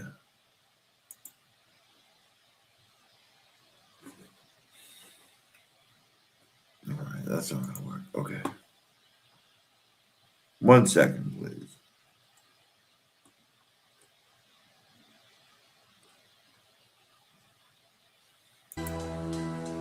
Yeah. Just Andrew Timmons. Yeah. 1 minute, please. I'm the man in charge, triple dip justice. My reach is large, indicting T-Rex arms. Yeah, they on display. Short reach, big mess on a public way. Yo, adjust your antennas, tune in tight. Cossy rules the bench, I'm the law tonight. Be so high, they touch the sky. The joke ain't over, just watch me fly. Adjust your antennas, tune in tight. Cossy rules the bench, I'm the law tonight. Be so high, they touch the sky. Just watch me fly, yeah. Advanced years, wisdom stacked. Try me once, no turning back. James Jackson ordered, case dismissed. Cossy cheek strikes, you won't resist. Yo, yo. Order in the court, the rhythm pounds. Justice echoes, breaking bounds. Prosecutor by day, mic in hand by night. Adjust your antennas, I'm the signal, all right. Antennas, tune in tight. Cossy rules the bench, I'm the law tonight. Be so high, they touch the sky. The joke ain't over, just watch me fly. Yeah, adjust your antennas, tune in tight. Cossy rules the bench, I'm the law tonight. Be so high, they touch the sky. The joke ain't over, just watch me fly. Yeah.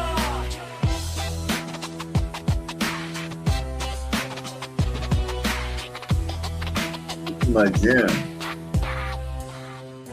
Adjust your antennas, tune in tight. Anybody gonna call? Oh, hold on. Am I fucking up? Oh.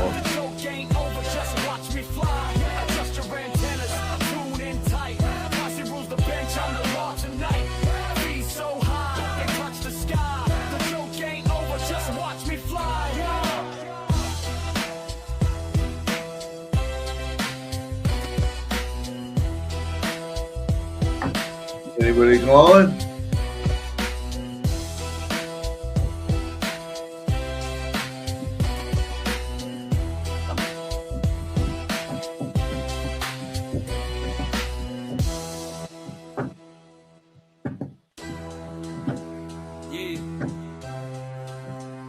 chest and the Oh, hold up.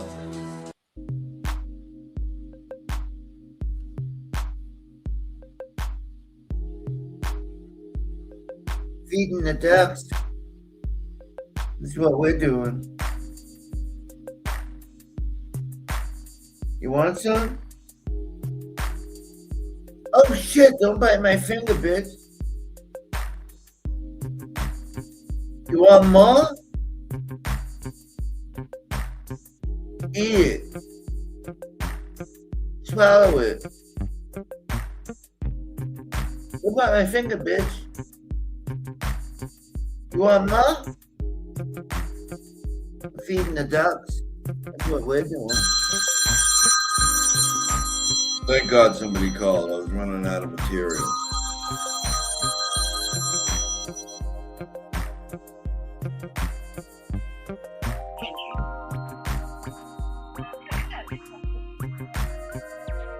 Yeah, who am I speaking with? Hey Angie, how you doing?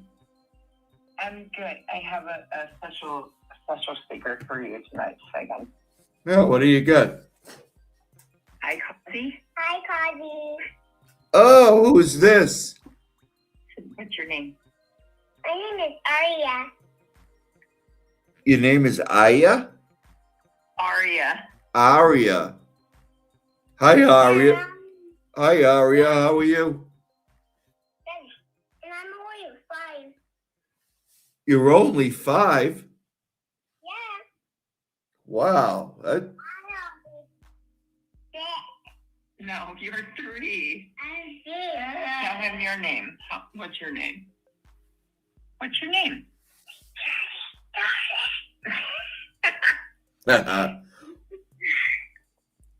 What are you doing tonight, Aria?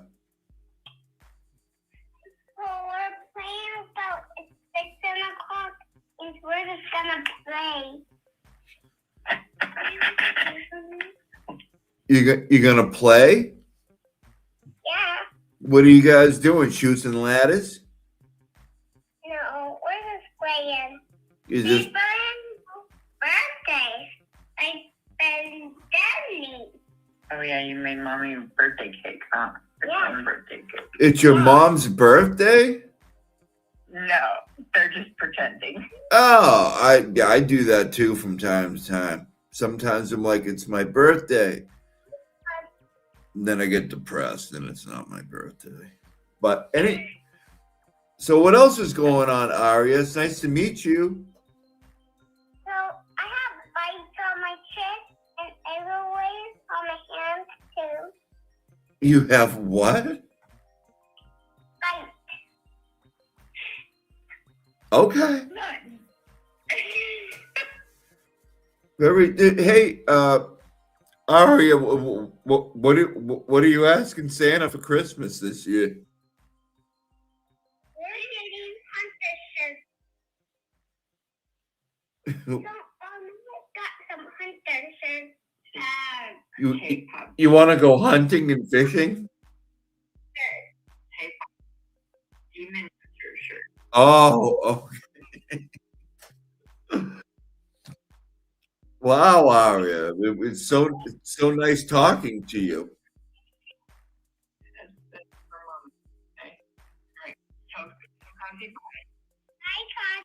Bye, Aria. Nice talking to you. I love 5-year-olds, right? Oh, that was the best call I've ever got. Oh, 3-year-old says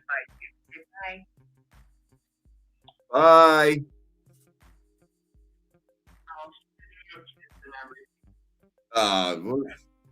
Wow, how sweet. That's so nice. That's the best. That's the best call I've ever had. That's what I hope this, this show kind of will bring out is stuff like that. Yeah, then always have to say it's too late for them, so you'll be open to bed on my day. Say hi before they go to bed. School in the morning. They got school in the morning, really? Okay, is it snow? You got snow in your area? We do not have anything right now. Okay. All right. Thankfully. Yeah, we just got some. Yeah, we had like a little, maybe half an inch dusting like about a week ago, and then that's about it so far. Yep. But I mean, we didn't get slammed or anything, but it's like 20, and I'm right on the water, so the wind is crazy. But whatever. I remember that. I lived in Groton, Connecticut for 3 years, so I Really? definitely remember that. I know Yeah. Groton, Connecticut well. Yeah, my ex-husband was stationed at a sub base out there. What? Near like London. Electric Boat and General Dynamics. No, he was in the Navy. Right, but those are the big Navy contractors out there, right? I have no idea. Okay. All I know is that he worked on the security boats for the base. That's Yep. all I know. Yeah. I know that area well. I lived in Connecticut for a few years. I hated it, but I did a lot of plumbing out there. In that area, Norwich, New London, Groton. Yeah. Yeah, my oldest son was born in New London, actually, at Lawrence Memorial. Really? So yeah. A new baby, New Londoner. Very good. Yeah, and he's now 18 and a half, and he's 6'11". 6'11". Yeah, yeah, he's a giant. I mean, the next question. I mean, is he a basketball player? No, I'm sure he's been asked to play basketball, and I think he's just working now. He didn't play in high school. He did play football. He tried football for like half a season, but I think that was it for his sports run. I mean, that is huge. 6'11". Mm-hmm. Goodness gracious! Oh. Yeah, he's taller than both me and his dad now. His dad's 6'4", so he's taller than his dad. So. Wow, that is tall. Yeah. So kind of off the true crime topic, but did you see John Cena's retirement or hear about it at all? No, I don't know. I haven't watched wrestling since Honky Tonk Man was my favorite. Yeah, no, I did no idea. Well, I think he's one of the better things to come out of Massachusetts. Well, I agree. I agree with that. I agree with that. Yes, definitely. I think he's from the Milford area. West Newbury. West Newbury. Okay, there you go. Yeah. There you go. That's where he's hailed from anyway. And he had they sold out the TD Garden a few weeks ago for his last show in Boston. Well, yeah, he's John Cena. I mean, Jesus. Mm-hmm. I mean, yeah, the guy is a household name. Yeah. I'm just not a wrestling fan these days. No, I can't do it. It's okay. I get it. Not many people are, and every time I ask Will about it, he plays that stupid John Cena thing. Yeah. He's got that all queued up. Yeah. I'm like a WWF guy, though. I did tell a story before on OB's channel because she's a wrestling fan. When I was a kid, probably 12, 13, somewhere around there, a bunch of WWF wrestlers came to our high school and, put on a thing. And we went down there to, be assholes, basically. And I took a peanut M&M and I whipped it at Iron Cheek's head and I hit him square between the eyes with a peanut M&M. And I never thought I was gonna die. Like nobody ever looked at me in my life like that since. And I hope like he was going to kill me. I got and I don't have a good arm. I ran like right up to him to do it. You know what I mean? Just like 3 feet away. I'm like, fuck you, Iron Cheek. And I threw a peanut. He was so mad and like, oh no. And I just remember kicking my own ass as I was running out of there, you know, but that's my little. Yeah, I got to meet Jimmy Snuka. Superfly. And yeah, he was at a show, my first wrestling show, because I grew up in Hawaii, so, but I grew up on the Big Island, so nothing ever came there. Yeah. So, it was in 2004, and he, at the show that I was at, he was selling pictures for $5 to take a picture with your own camera. So I didn't do that. And then, like, a year and a half later, I was working at 7-Eleven on Oahu after my ex and I got married. He came into 7-Eleven, and I knew the face. I knew the headband, like that leopard print headband that he always wore. Yep. And my brain was not working, and the thing that came out of my mouth was, "Aren't you a wrestler?" And somebody behind him was like, "Yeah, that's Jimmy Snuka." I felt so dumb. But I told him about, like, him and his wife about being at the show and everything the year before, and he signed his receipt and gave it to me. So he was super nice. He passed, right? Yeah, he's no longer with us. But Yeah. his daughter is still employed by the company, but she hasn't been on TV in like over a year. So Yeah, I used to when Roddy Piper hit him in the head with the coconut. That shit was crazy. Yeah, and then my other story is at that same show. I don't know if you remember or knew of Buff Bagwell and Perry Saturn. They were more WCW No. like wrestlers. Well, I made Perry Saturn feel old because I told him I remembered watching him, and I was only like 18 or 19 at the time. But I told him, yeah, that is Santa. You're right. No, it's right there on the screen. There's Santa right there with a pineapple.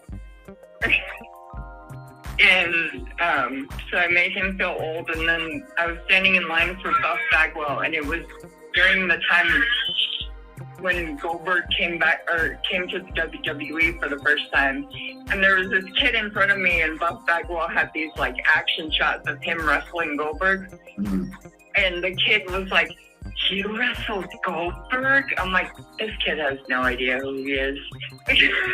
I got no idea who he is. Yeah. But, All right, listen, I got to move on. I got some people calling in. I got call waiting going on. But thank you so much. It was so nice to talk to Aria. Aria, right? Yeah, Aria. Yeah. Tell her I hope she gets everything she wants for Christmas. And it's very good to talk to you. All right, I will. Bye. Have a good night, Cossy. You too. Good night. Bye. All right.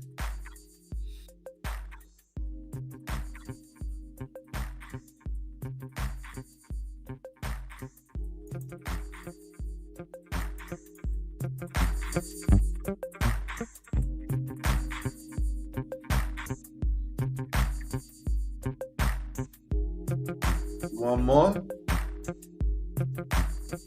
Go by my finger.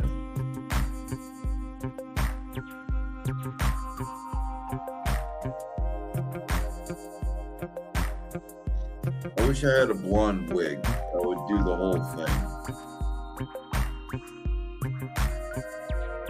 What, is somebody else going to call? I mean, people are like, I'm trying to call you, Cossy. Get her off the phone.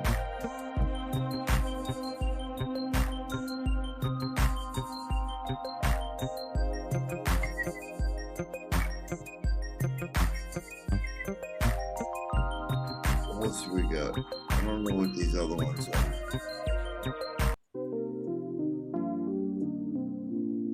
I like that one.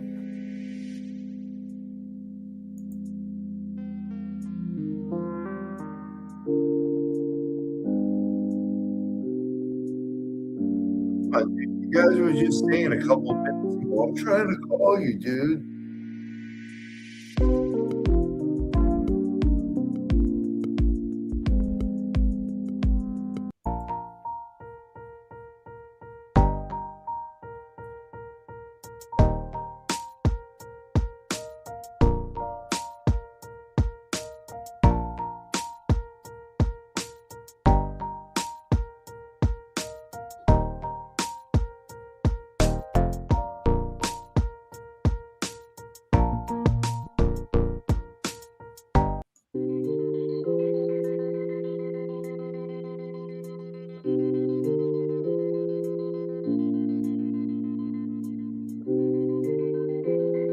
Hey, how does everybody feel about I'm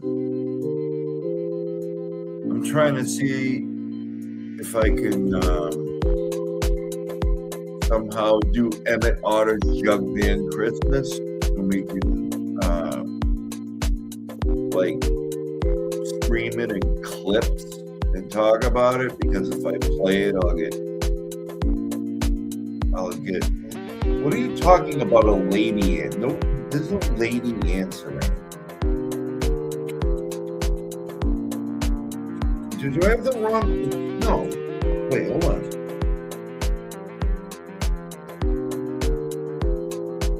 There's no lady answering the phone. That's bullshit.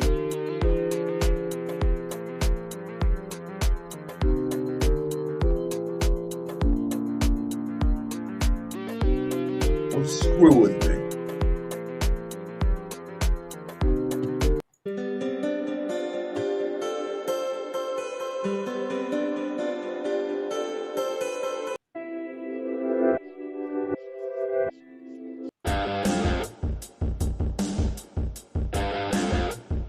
Keeps going to voicemail. Come on, man. It works. The phone rings. Call me. How is it possible? I got the last one. I didn't do anything. Is that the right number? That's the right number. Oh my fucking god, it's not. Not. How did that happen? This is from before, and like 800 people called. Oh my god. Hold on a minute. How the fuck? That doesn't make any sense. Because this is from the last time I had a call in, and a bunch of people called. Hold on. The last number is supposed to be a 6. That's insane. I have no idea how that even happened.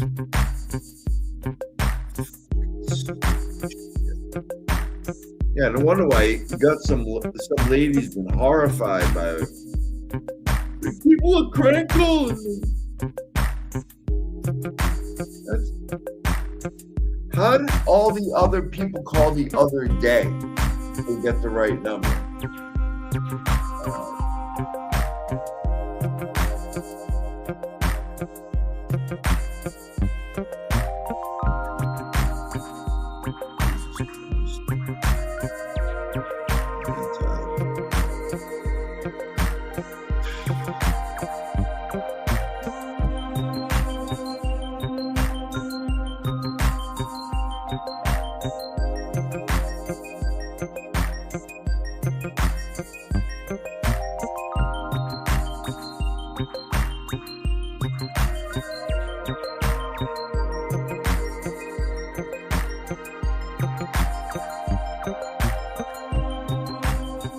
right, that's very.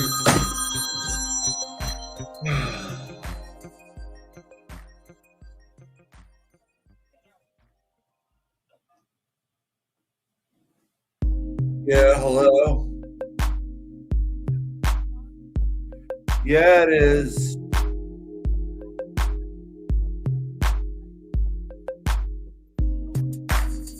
Hold on a minute. I'm trying to. God, I suck at this. Okay.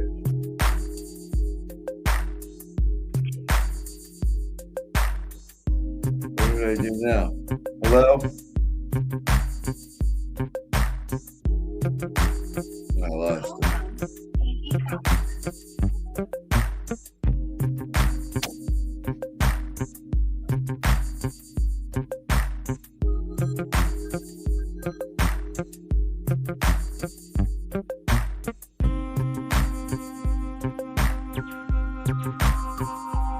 Hello?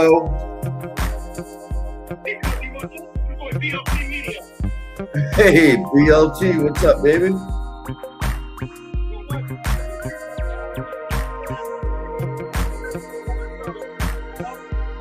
Yeah. Yeah, I get it. How are you doing? I'm all right. Is this really BLT? Hell yeah, it is. I don't believe you. Well, I am. So Why are you talking wacky? because I gotta protect myself from Jason Broyles.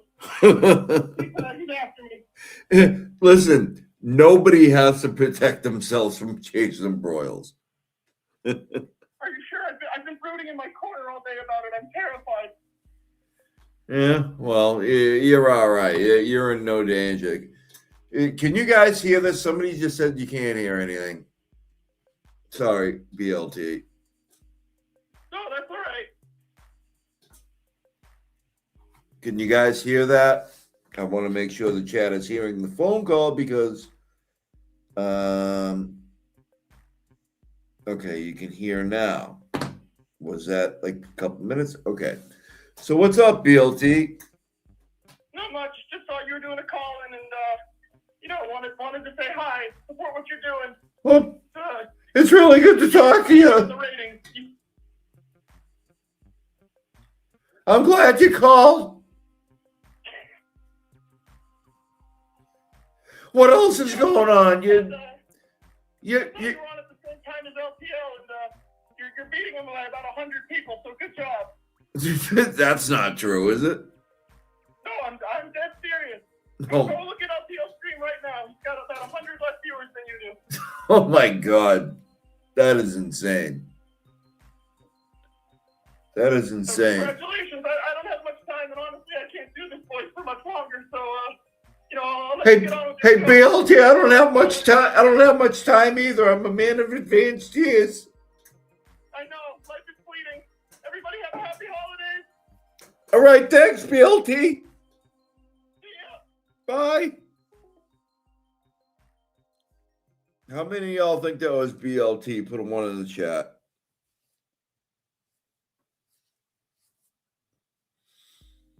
You think it was BLT?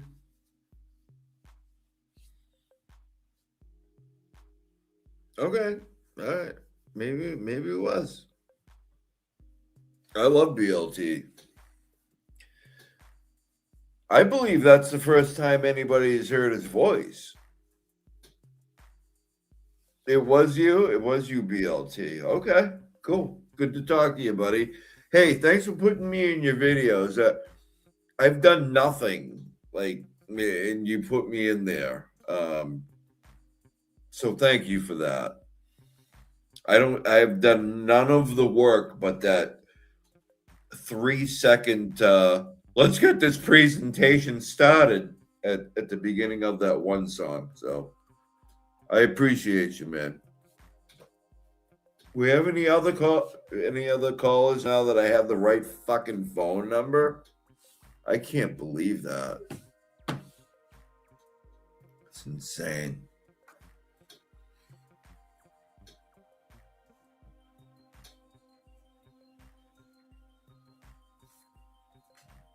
Doesn't anybody want to call?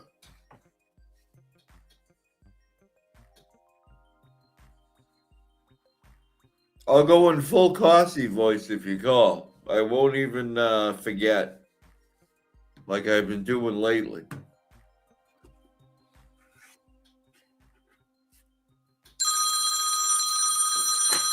Ooh, it worked.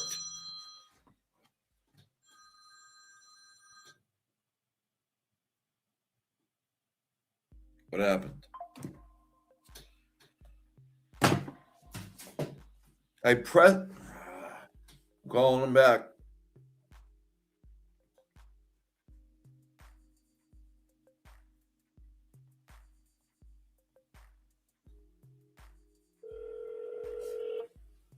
Cossy. Yeah, this is Cossy. Yeah, I was trying to call you, and it went to voicemail. At first, it went to a lady. Hey, lady. Yeah, no, I had the wrong number up. Yeah, I finally figured that out. Which is, yeah, but okay. So my last calling show, I had like what?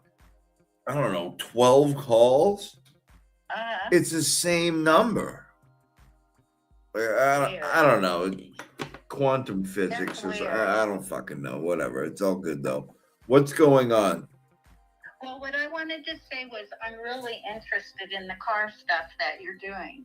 Because when I was watching, the first trial, I was like, my God, she had almost a brand new Lexus.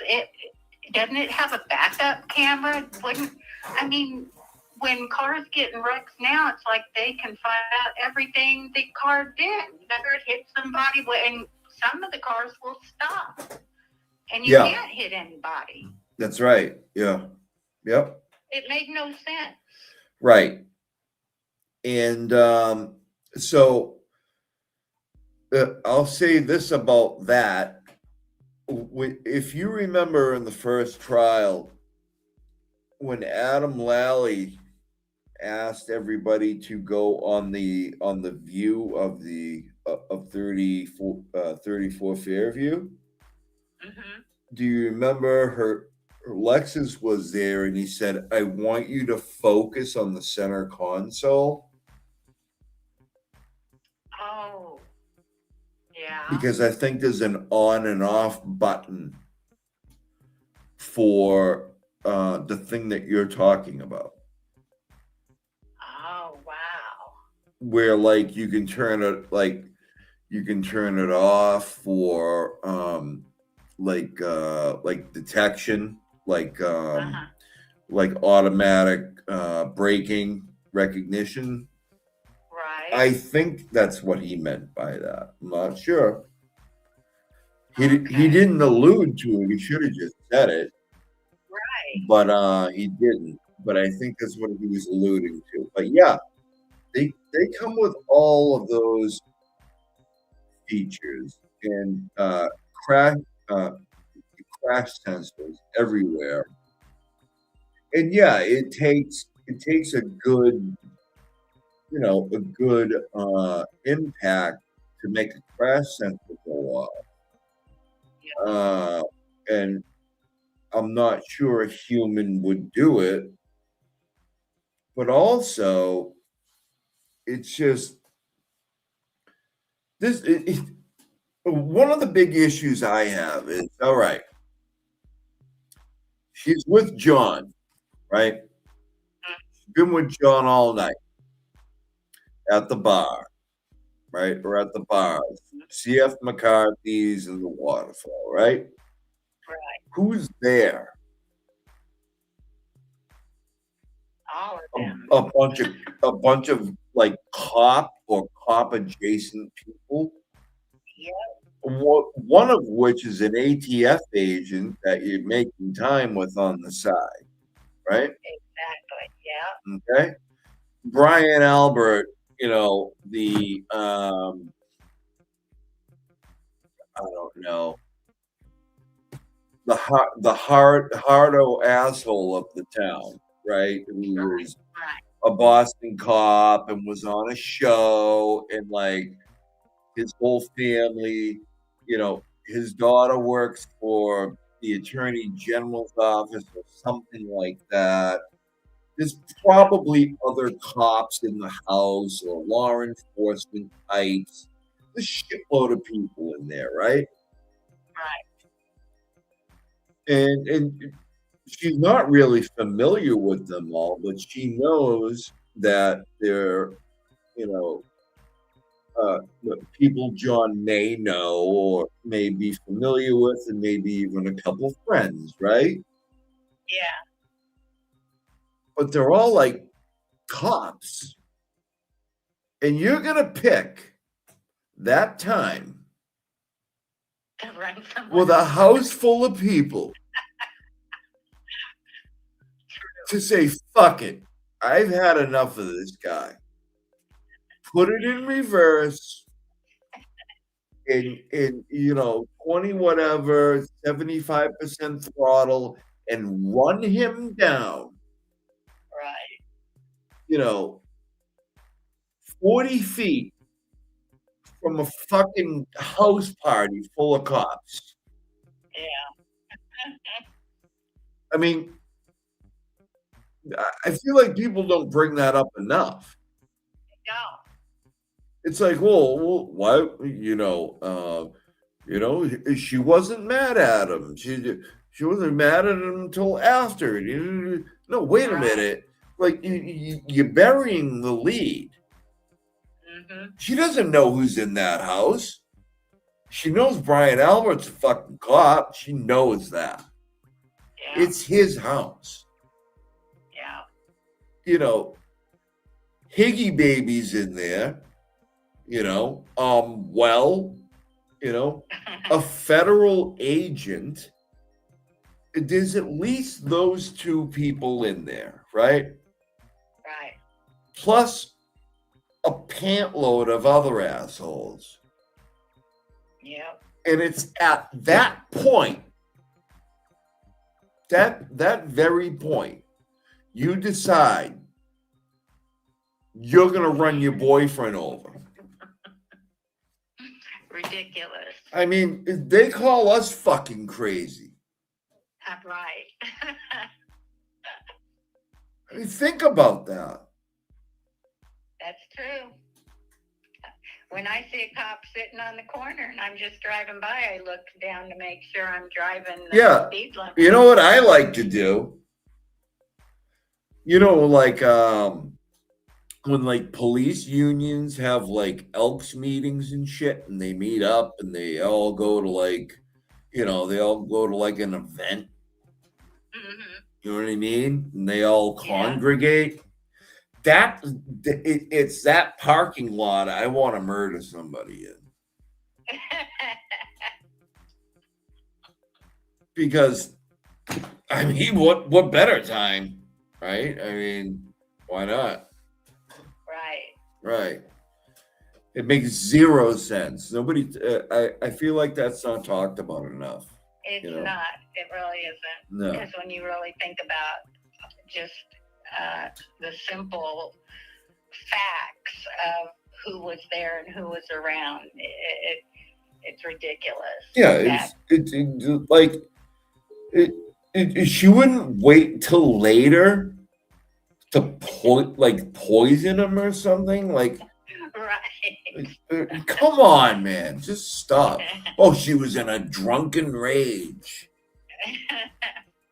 In a drunken rage enough to want to do that in front of a house full of people, most of which said, apparently doesn't know, but know the homeowner's a cop, and there's a bunch of other cops in there and an ATF agent,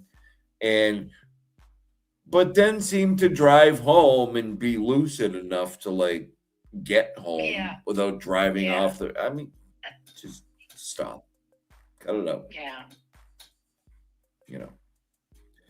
I also wonder about, in the beginning when they said that they had her on video recording of it happening. And then, of course, there is no video of it happening. I'm wondering if even that far, that soon, that who is it, McLaughlin and Fanning had that computer business, if they were going to try to use all the video that they did have and they messed it all up, that's why there isn't any. No, it wasn't McLaughlin. It was what, Crawford?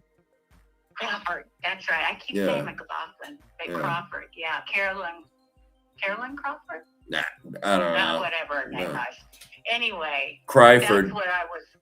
Yeah, another Cryford. But I was wondering if that's why there isn't any video, that they gave it all to them to try to come up with a video showing that she did that.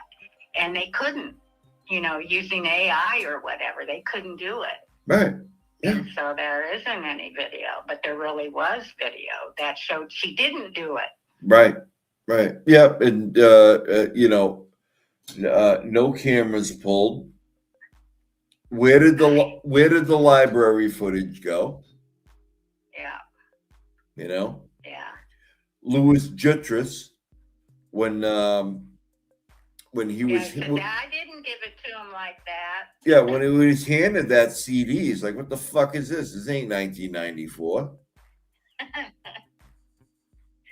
I mean, that wasn't a red flag. I mean, come on, people, what are we doing? Stop it. Okay, well, I'm going to let other people talk to you. Nobody wants to talk to my ass tonight. Yeah, they did. I think they were calling the wrong number. No, they definitely were. I can't believe that happened. I think you're never going to believe me. I think the last time, because I kept announcing it, and it was wrong on the thing, but I kept announcing it correctly. Yeah, that could have been it. Yeah. All right, I'm going to take the next call. Thank you so much. You're welcome. Talk to you later. Good night. Call from Sam. What do you think it is? Yeah, hello. 150. 150 what? My son just asked me what half of 300 is. Oh, yeah, 150. You're correct. Yeah. So I'm the one that you had me be interrogated by some lady, and then you hung up on me twice. What? I called the wrong number, and some lady. Oh, shit. I'm sorry. And she was interrogating me. She was like, "You've called a couple of times now. Is there someone you're looking to talk to?" And I was like, his name is Cossy. Yeah, his name's MC Cossy G. She was like, what are you trying to call for? I was like, I'm trying to call into a YouTube show, like a YouTube presentation. Yeah. You don't understand, lady. I was nervous. He's a specially appointed prosecutor. I was actually nervous. She was kind of pressing me, and I was like, I probably sound so. I'm trying to call into a That poor lady. I can't believe I did that. God damn it. It's okay. It was kind of funny, but it gave me a little anxiety. Man. I just wanted to talk about breaks, and then I'm calling some random lady and. Oh, you want to talk about breaks? I know. I joined your break stream the other day. Yeah. Because I just actually got my front brakes done, and they told me it was going to be $900 for just front brakes. Yep. And see how easy. Neighbor actually. See how easy it is. What? No, I can't. I'd never be able to. So, yeah, I ended up paying I think it was $450. I paid because it's my neighbor and he feels bad. He knows that I have a 6-year-old. I'm a single mom, and I don't have a lot of money, so he still charge you $450 to do it. I know. Did you buy the parts? Yeah. I Nope. bought. I would have done it for nothing if I was your neighbor. You think? 'Cause Yeah. No, I know. I've done it many times. Well, he has his own business, and I guess he has to like pay his employees, for labor and stuff. So I get that. Like, I'm not asking for handouts and stuff. But yeah, I thought that was just fun break. That's it. I would have asked maybe for something to eat. Yeah. Honestly, I've done it many times. I know. I with cars, I like freak out and think it's the end of the world. I don't know what's happening. I'm like, I know a lot of my people car's do. gonna blow up. And the guy that I learned from, like a master mechanic, had like 40 years experience. His father before him had like 40 years experience, had the shop before him. Wow. You give the customers what they need. You don't. And he's got like 5 generations of customers. And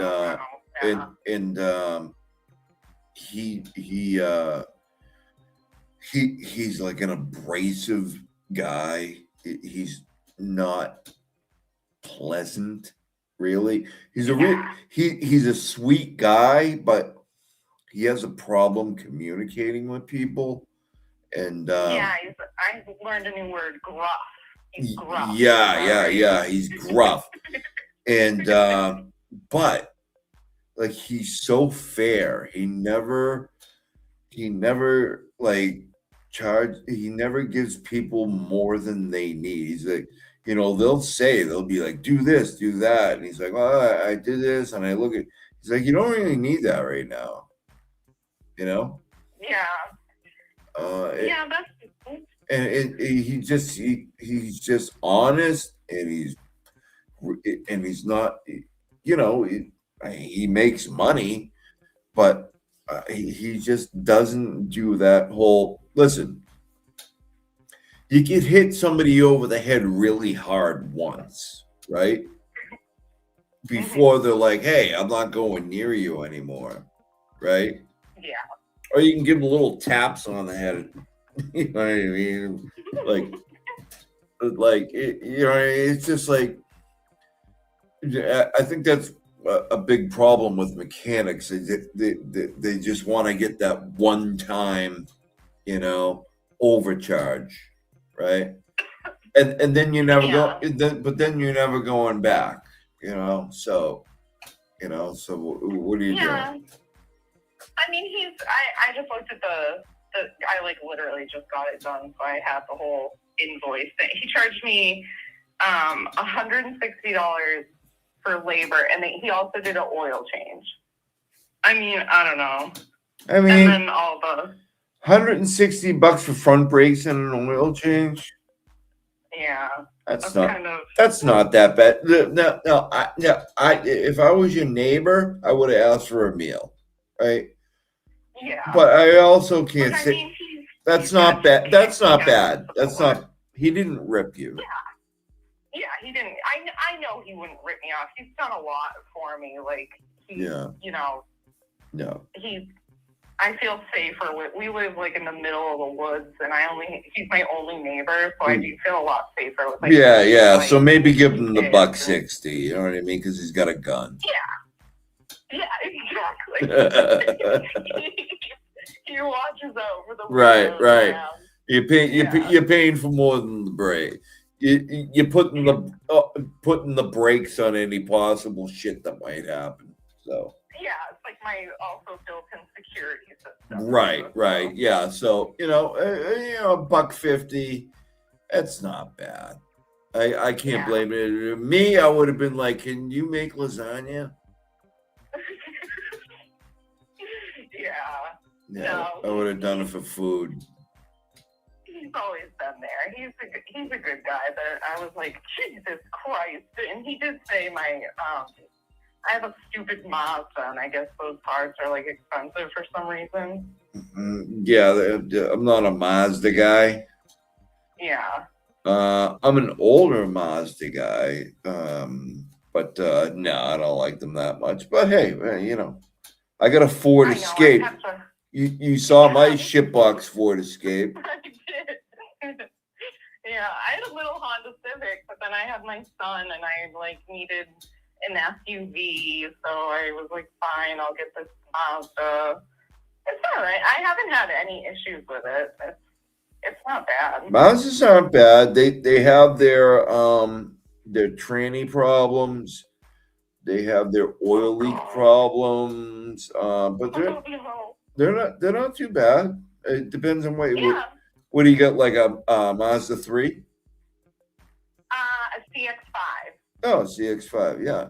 They're pretty pretty good car. Yeah, it's not that old. It's a 2018, so it's not bad. It's basically a Ford. Yeah, I guess. I don't know much about Yeah, cars,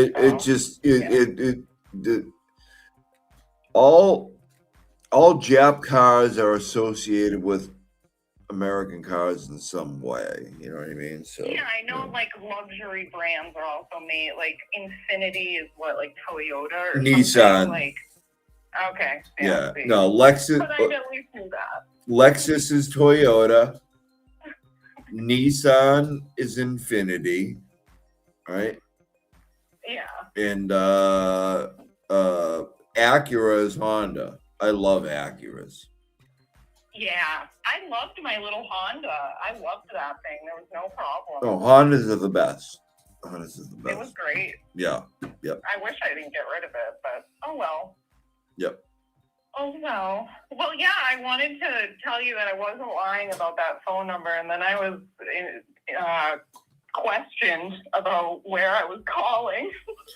Well, I kept seeing some lady keeps answering. I thought they were fucking with me. Like I had to, like, you know what I mean? Like, what? Shut up. Right. I know. I was like, no, I'm serious. She's questioning me, and she was, when I told her about the YouTube show, she was like, oh. Oh, maybe she's watching. I'm sorry, lady. Apparently, I'm dyslexic. Yeah, I'll block her number now. She's probably gonna look me up. Nah, she's all right. She ain't gonna bother you. Samantha. She ain't gonna bother you. Well, I hope you have a good night. Thank you for having me on your presentation. Yeah, thanks for calling into my presentation. Have a good night. You too. Bye. Bye. All right, she was nice.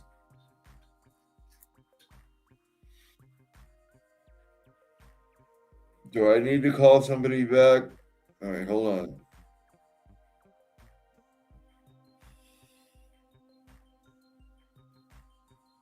Oh, you can get messages on here? Specially selected Cossy. But will you be getting for your presentation? Huh? Will you be getting? I don't know. Hopefully I will. I'm not going to argue with that.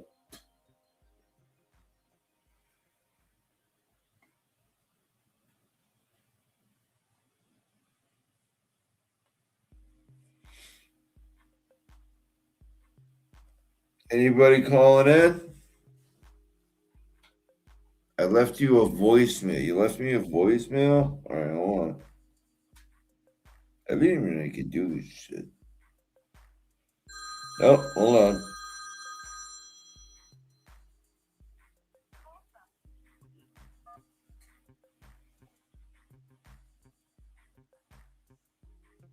Yeah, hello. Hi.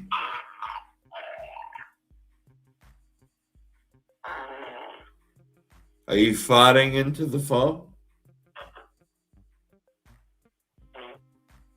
Okay. Thanks for calling the presentation. Rude motherfucker. Called farting to my phone. Son of a bitch. Dare you? How dare you?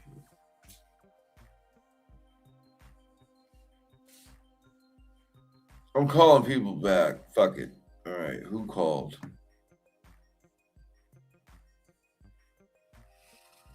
8:41 p.m. I don't want to call. All right. I want to call people back that I talked to already, though. Missed. All right, wait. Nope. I got that one. I'm going to start calling motherfuckers back.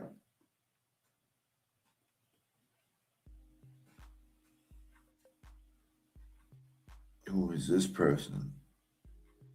I'm calling you.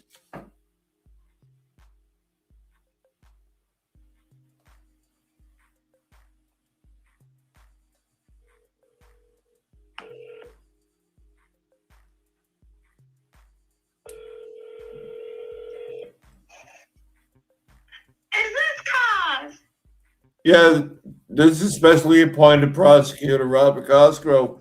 Who's calling my phone?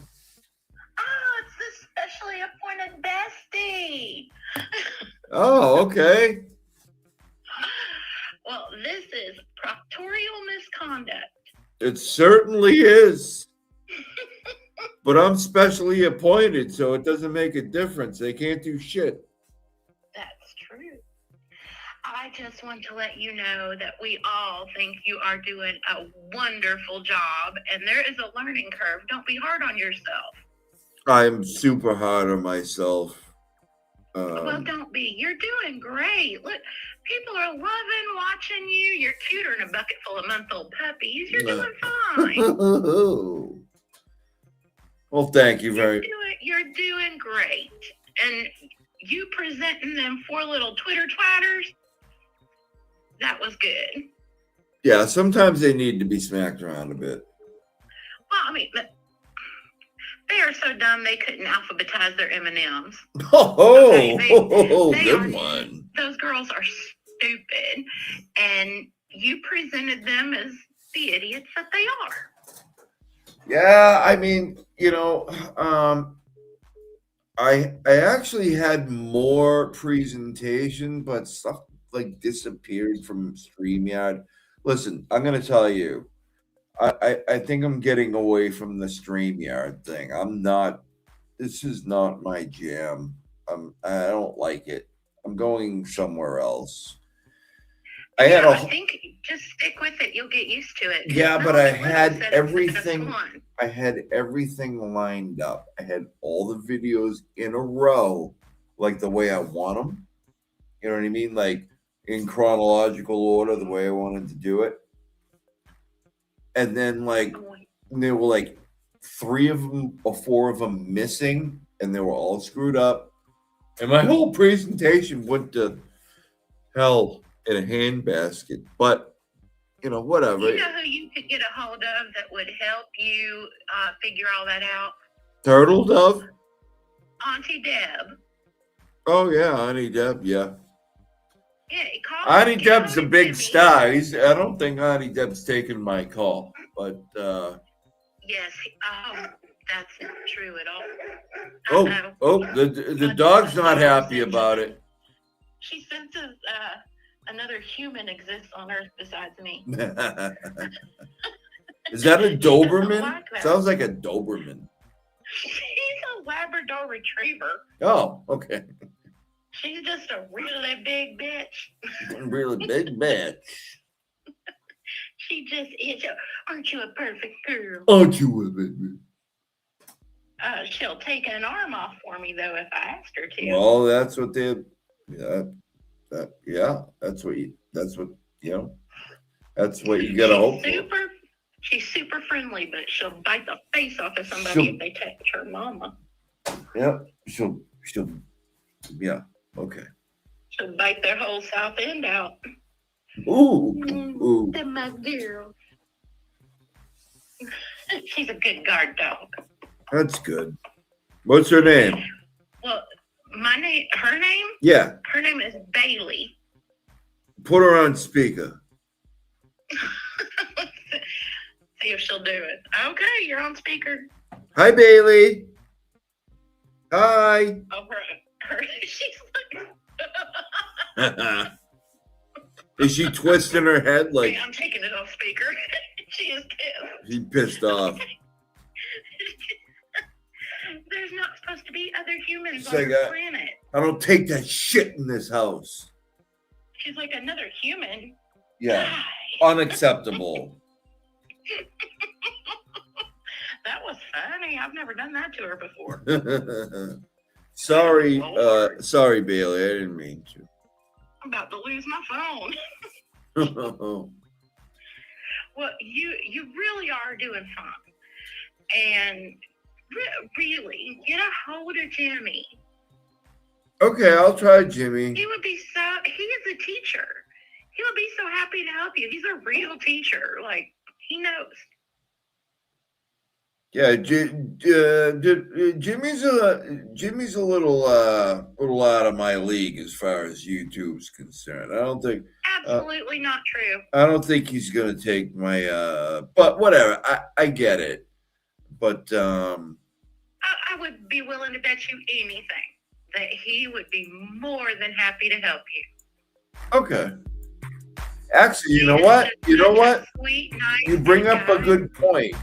Baker has been very helpful.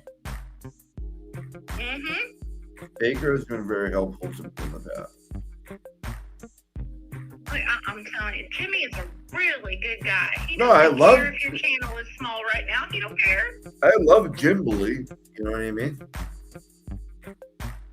Our little Jimothy. Yeah. But I'm telling you, he'd be more than happy to help you. He really would. Okay. That's All just right. I'll give it a try. He is. I'll tell him. Okay, I'll tell him you sent me. I'm gonna get off of here, and I'm gonna take this dog out so she can see there are no other humans before she has a heart attack. Okay. Let her know that there's no danger. Okie dokie. All right. So goodbye to you and Bailey. Have a good night. You too. Bye-bye. Bye.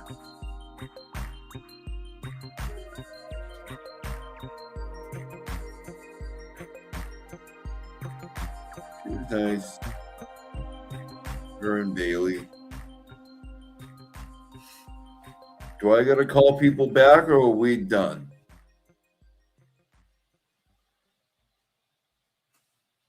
Because I'll call people back. Like, I ain't like these other shows. I'll call your ass back.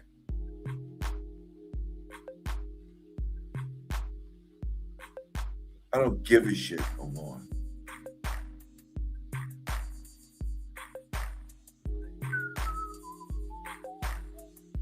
Feeding the ducks. That's what we're doing. You want more?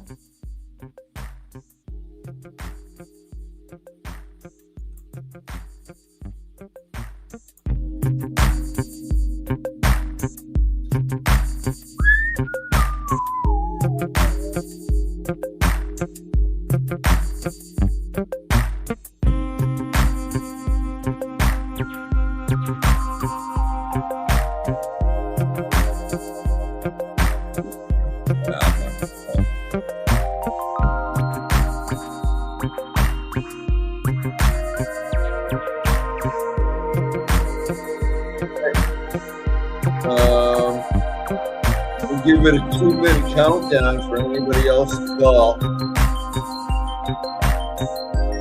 9:14 local time here. We'll wait till 9:16. I can't believe I've been on for this long.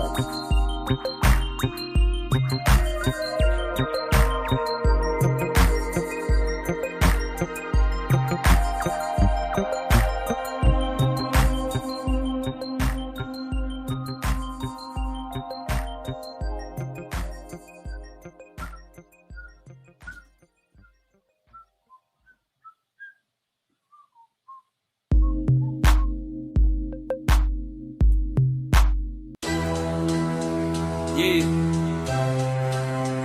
Just Andrew Timmons. Yo. I'm the man in charge, triple dip justice, my reach is large, indicting T-Rex arms, yeah they on display, short reach, big mess on a public way, yo, adjust your antennas, zoom in tight, Cossy rules the bench, I'm the law tonight. Be so high, they touch the sky. The joke ain't over, just watch me fly. Yeah, just your antennas, tune in tight. Cossy rules the bench, I'm the law tonight. Be so high, they touch the sky. The joke ain't over, just watch me fly. Yeah, advanced years, wisdom stacked. Try me once, no turning back. James Jackson ordered, case dismissed. Cossy cheek strikes, you won't resist. Order in the court, the rhythm pounds. Justice echoes, breaking bounds. Prosecutor by day, Mike and Ham by night. Adjust your antennas, I'm the signal, alright. Antennas, tune in tight. Cossy rules the bench, I'm the law tonight. Be so high, they touch the sky. The joke ain't over, just watch me fly. Yeah, adjust your antennas, tune in tight. Cossy rules the bench, I'm the law tonight. Be so high, they touch the sky. The joke ain't over, just watch me fly. Yeah.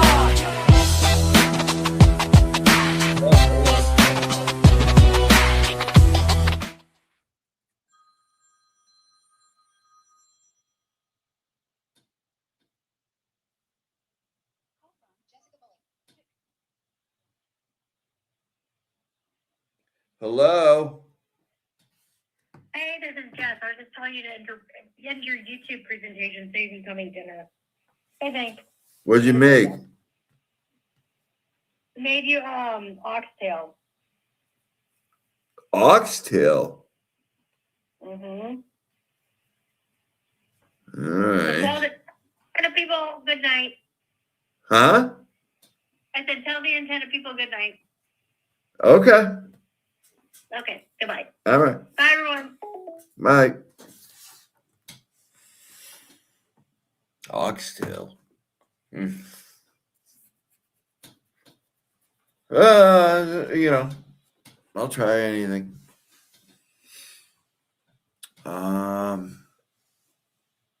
Where is it?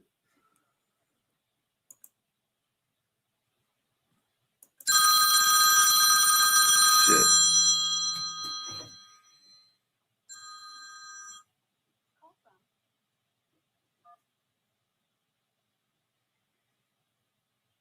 Yeah, hello. This is Norfolk County District Attorney's Office, Specially Appointed Prosecutor Robert Cosgrove speaking. Oh, sorry. I think I have the wrong number. No, you don't. Oh. I couldn't let you end on that call. All right. How's it going?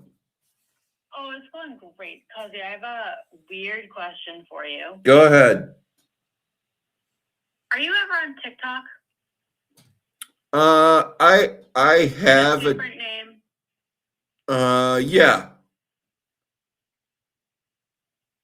Would you happen to have a stone cold name? What does that mean? Okay, never mind. A stone cold name? Yeah. No, if it was a yes, you would know what I was talking Yeah, about. no, I do not. Wow.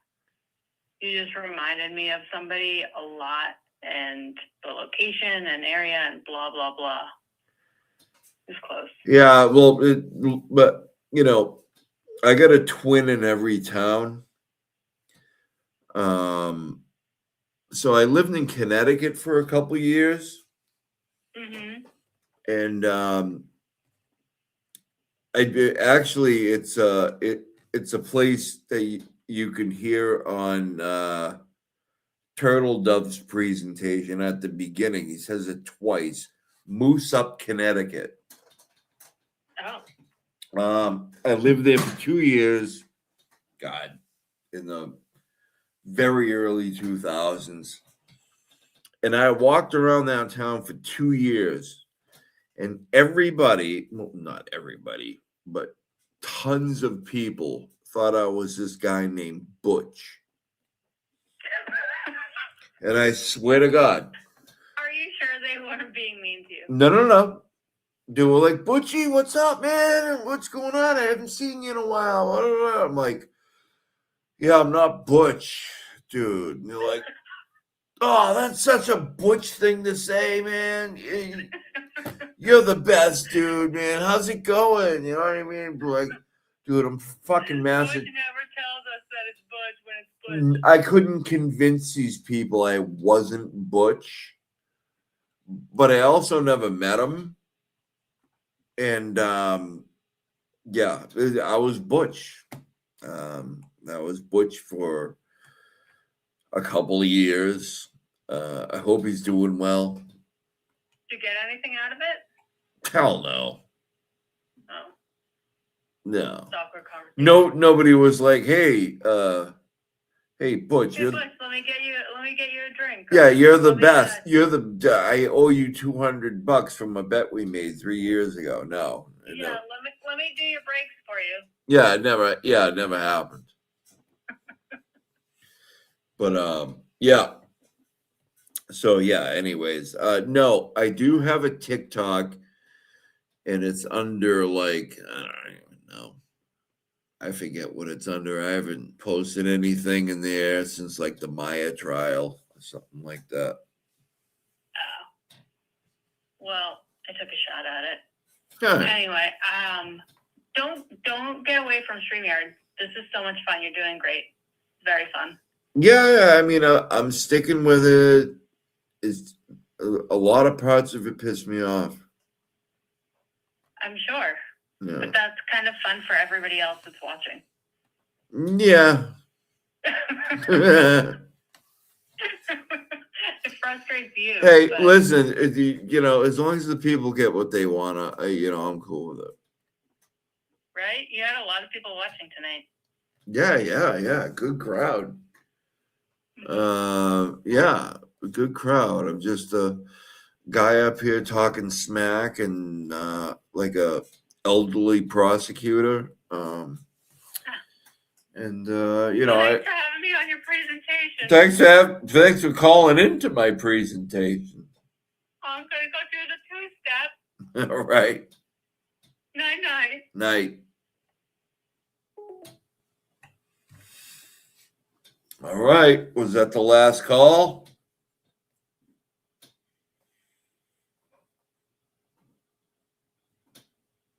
Because I'll call people from a couple weeks ago. No, I'm not going to do that. That would be funny, though.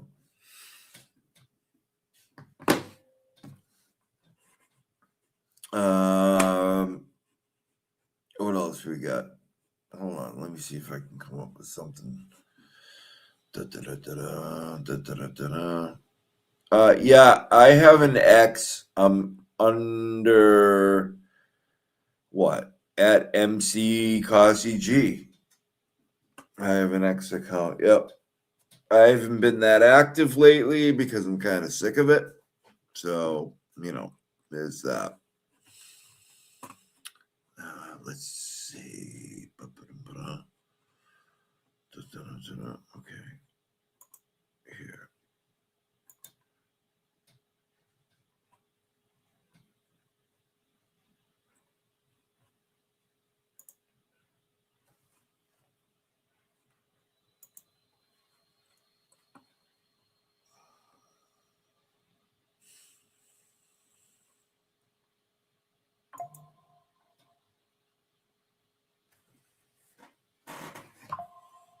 What? Somebody tried calling in?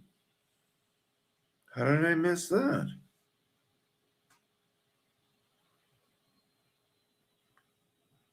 Find out why this didn't ring? What the fuck is that? Oh, it's an unknown number or something.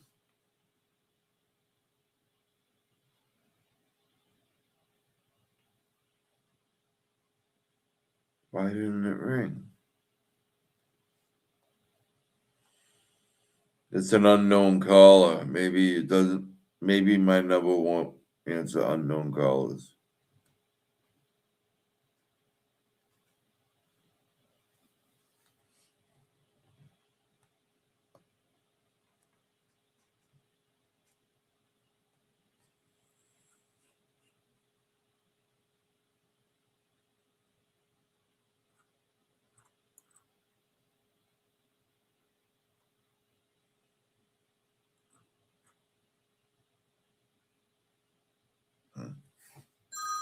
No.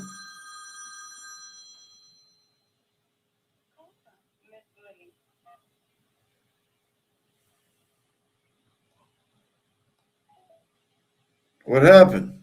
Hello? Hung up. That was Miss Lily. I hit 1 to accept your call and you hung up. Jesus. Okay. Here we go. Hold on. Don't do anything. 1. Yep. 1 minute. Hello? You got to turn me off in the. You got to turn me off in the background. Turn you up or turn you low? No, turn me off. Gotcha. Yeah, finally. Wait, now I can't hear you though. What do you mean? Oh, now I can hear you. Yeah, I wasn't saying anything. How are you? I'm well. Okay. How are you? I'm doing great. Finally, I got through. And Good. yes, it's the first time you think about your number. That's where the last couple of digits, the last 2 digits, I think, were incorrect. And for whoever was calling, yes, the female did answer. So that was true. Yeah. And she kept calling back. I joke around and say now we're friends, but She kept calling you back?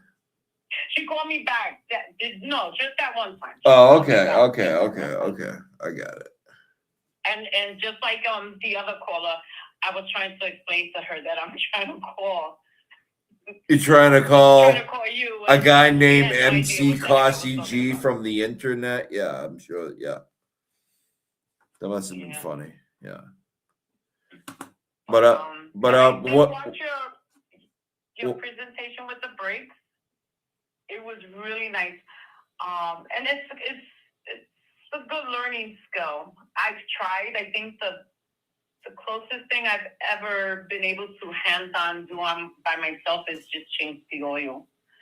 I don't think I would be able to change my own brakes. I think you could. And so literally an oil change and brakes is only a couple steps away from each other. I don't know. Well, the problem is I have the tools for it. And if you don't have the tools for it, you got to do it by hand, which I can do. But first of all, you got to have the tools for it. That's number 1. So, but I just wanted to show people that how long it takes, especially on a 2009 vehicle, right? And you can do it yourself. And I'll be doing more, do it yourself stuff in the future. So try to save. But I think that's great. Try to save people some money, That's see, those are nice things to be able to watch, and very nice and relaxing here. So yeah, I'm it's just enjoying this channel right here. Yeah, I want to, I love all my creators. I love them all. But this one is nice and small. Yeah. We just I had no idea I'd be going this long, but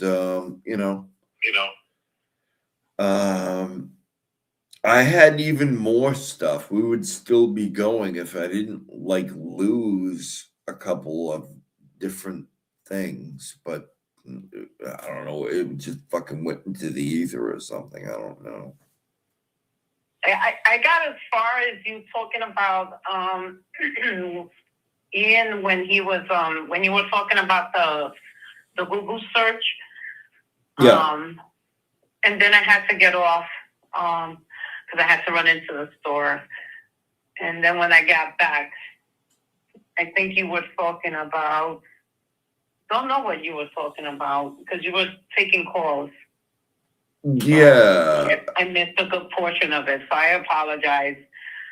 No. You're gonna apologize to me. I mean, you know, I do this show for you guys, man. You know, you guys, you know, don't apologize to me. You know. No, but you know, so like that, there's good content to talk about. I don't want to sound like the. Never mind. But but I meant to ask you, did you ever travel through the bogs of like Wareham and stuff, the cranberry bogs, the fields? Okay, so not Wareham, but Yeah. I live literally 200 yards from the Falmouth bogs. Oh, my dad used to work in the Pine Grove Yep. right there, and his concubine used to live right there in Sandwich Road in Wareham. Yep. Sandwich Road comes right through Falmouth. Sandwich Road's right up the street. Higgy lives in Sandwich. Yeah, no, I've never seen him. I lived in Massachusetts for a while, but it definitely wasn't down those areas. My dad, though, worked, and, you know, his girlfriend was from that area. So I used to go and visit him a lot there, but that's as far as I go. I used to travel also to Buzzards Bay. Buzzies? Yeah, Buzzards Bay is cool. That's all right. I like, but I like being on this side of the bridge. It's all right. And then, are you familiar with Fairhaven? A lot of restaurants in Fairhaven. I keep always texting in Jess's chat because she's, I guess, closer to the areas of like New Bedford. Yeah, and no, like that. I don't really know that area well. Oh, so you wouldn't know anything about Fairhaven? No, never been there. No. But I try not to leave Barnstable County because of this fucking corrupt state I live in.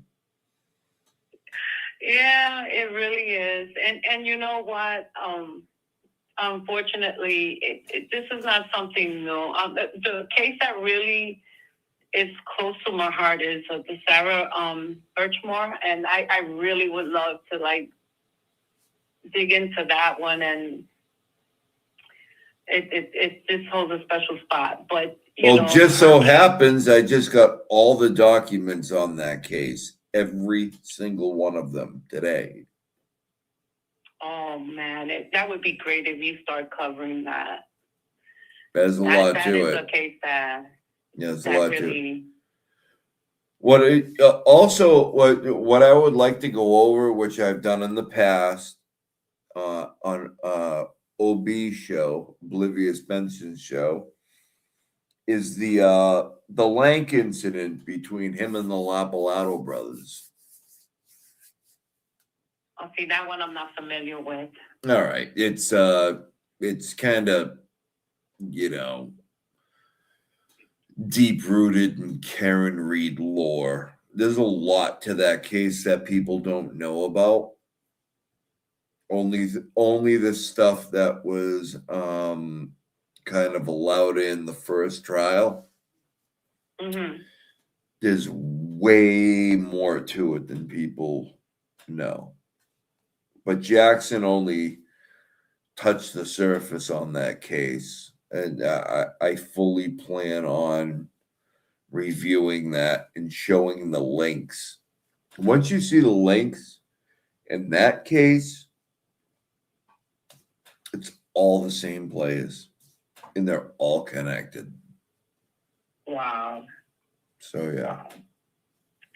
Yes, and that would be interesting to see as well.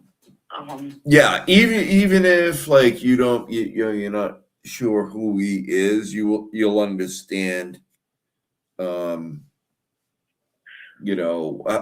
everything ties together. Yeah, you'll get it. Yeah. Oh no, that would be great. That would be awesome. Yeah. And as far as the X, I don't even know what X is. And Twitter, or I honestly don't know. It's and okay. what I would love Best is for you someone to don't. help me change my username, because I keep getting confused with another Lily. I don't know if that's Kangaroo? yeah, I think. And then sometimes people lash at me. Well, I don't know why they can't still have people to get- change then their have to names? get the I can change my name easy enough. I don't know why people can't do it. See, that I don't know how to do either. Okay. But I would love to change. So, are you signed into YouTube right now? You gotta be, right? Yeah, like I guess everyone is able to from what I've been reading in the chats, like everyone has the opportunity if they wanted to. Everybody's got a YouTube channel. Even if you don't think you do, you do. So, if you're signed into your YouTube, you go into the bot. Well, you got an iPhone? Yes. All right. So in your YouTube, you go to the bottom right-hand corner. Okay. And that will bring up your channel, even if it's got nothing on it. And you go up. So I'm talking to you on my iPhone, but I'm watching you and I'm looking at the chat like on my computer. So right now, if I was to click my name, it says Miss Lily C, and then it has at Lily C, and it says view your channels. Is that what you're talking about, or?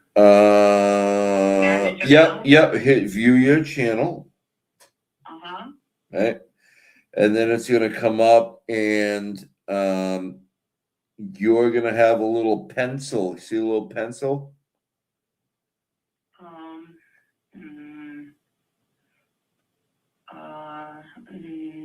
No. You don't. It says oh wait, hold on. It has customized channels, manage videos, and then on your left hand side it has home. Visit community. See visit community.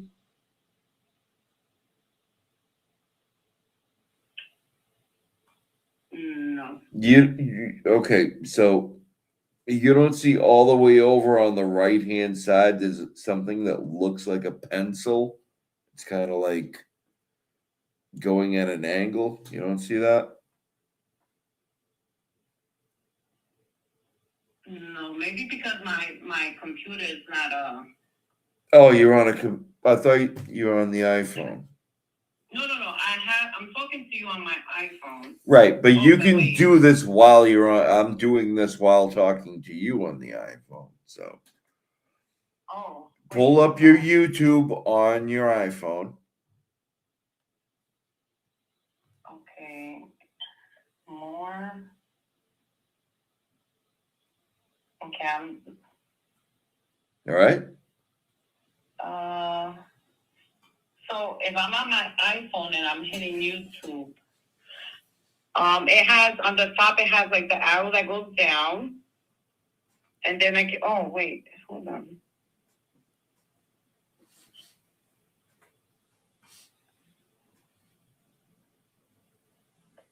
View settings. No, No? You're going too far already. Okay, so right now if I hit Miss Lily C, it says switch account, Google account. Oh, so okay, all right. So hit view channel. View channel. Okay. Right. Oh, I do see the pencil. Okay. Go to the pencil. Mm-hmm. Now you see where it says handle. Yes. Hit the pencil again. Oh. And write in your new name.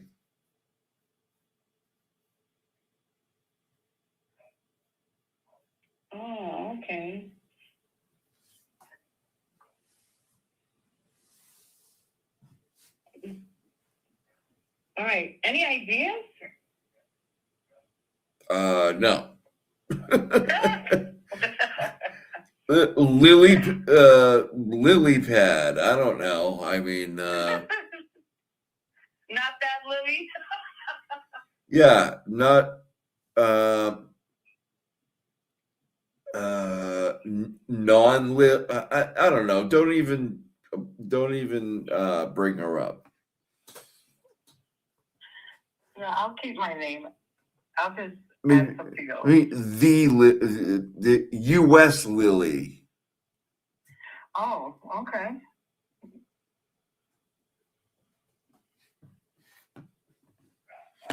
We don't got marsupials around here. Oh, it says this handle isn't available. All right, you gotta put a number in front of it or something to pick something else. Gotcha. Okay. Like you know, whatever, like an U.S. Lily, whatever the last two of your birthday is or something. I don't know. Ah, there you go. There you go. Oh, let me see. Did it change? So I was able to do it on the handle, and it says at US Lily 80. Okay. So did it take? It took it, yeah. All right. So go on and try to chat with somebody and see what your chat says. See if it changed. You got to make sure you saved it though. Did you save it? Oh, yes, I did. There you go. There you go.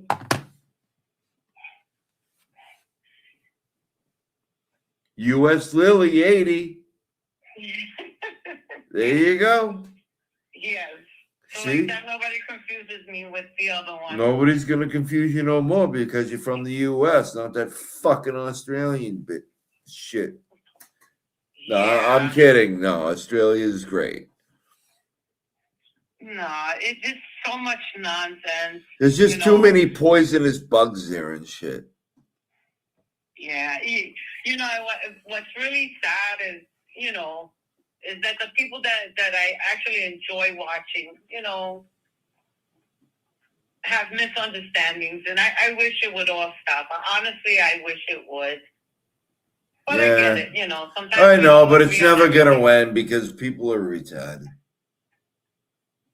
But like I say in the chat, I'm not gonna pick sides unless they go off to a deep end and forget what we're truly here for, which is we're all fighting for the same thing. Yeah. And it's just for truth and our rights to say, feel, and act however we want, as long as it's within, of course, legal. Yeah. Just don't be an asshole and don't break the law, and everything will be cool. Exactly. And That's all. Try to be kind to people. Someone wrote, "We did it, Tommy." Wait, I gotta get the fake tears though. No, it doesn't work. Nah, it doesn't It's work. down. I might do a Cryford parody video. That guy. I don't know if people have noticed, and I, like I said, I don't want to talk. I just want to point out factors.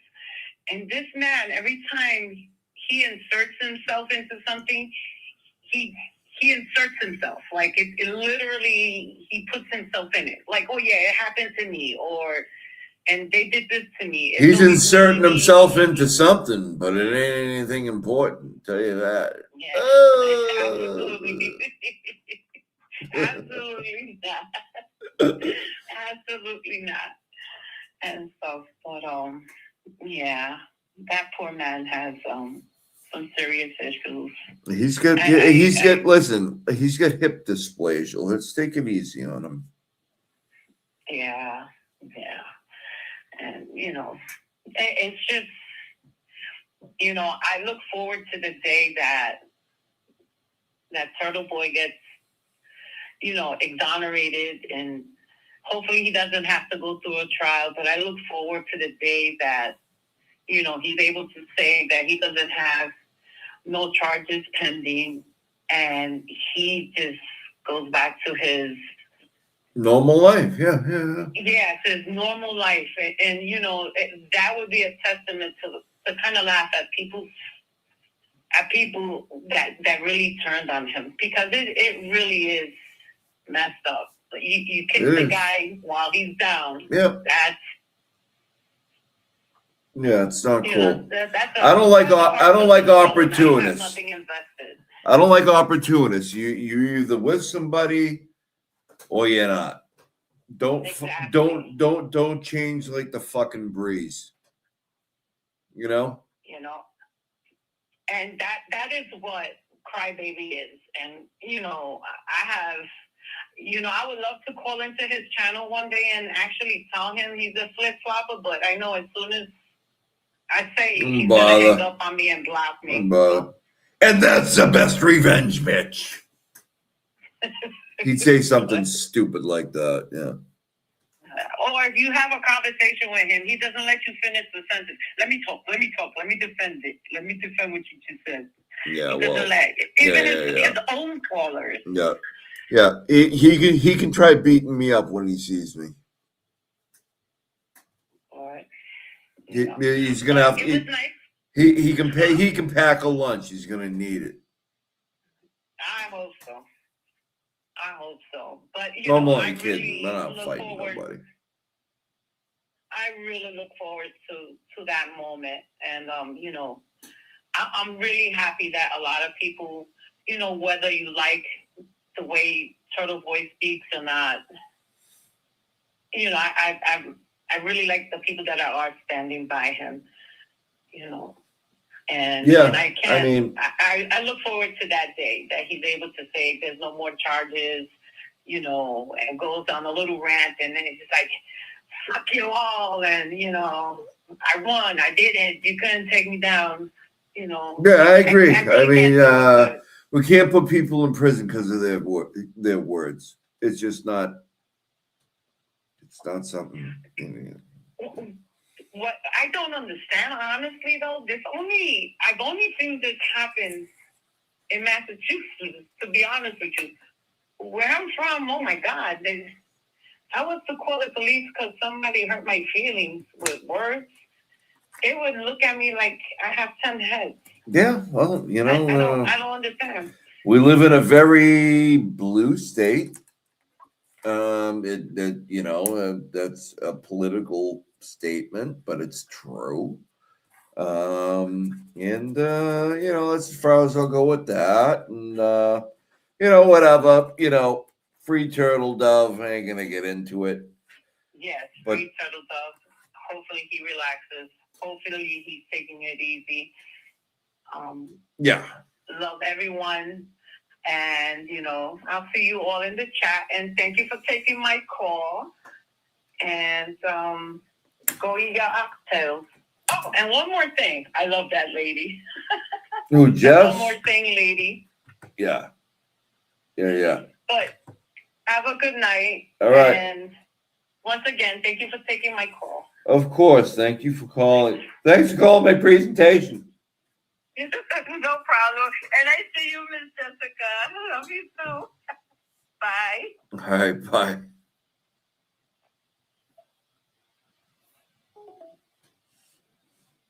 Okay. Wow. 950. How many people we got in here? 83? Not bad. Wow. People sticking around. Jeez. I mean, if I get another call in the next 20 seconds, I'm taking it. Other than that, it has been fun.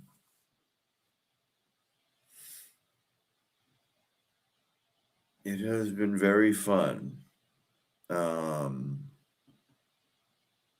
Yeah, I was really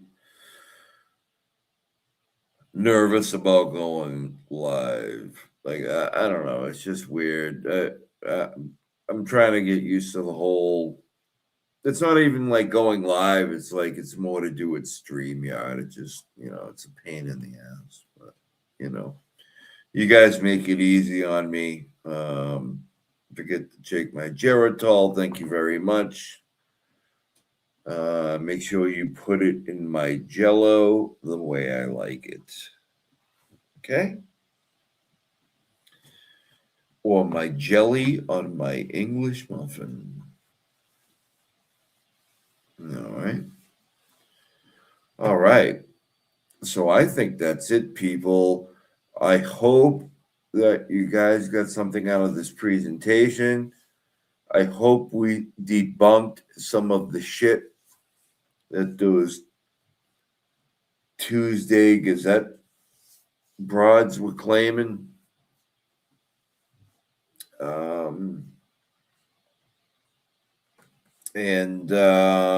Yeah, I appreciate y'all being here with me tonight. I gotta go check on my wife in the basement. I've been hearing the bell for about 3 hours, but I've been unable to go down there.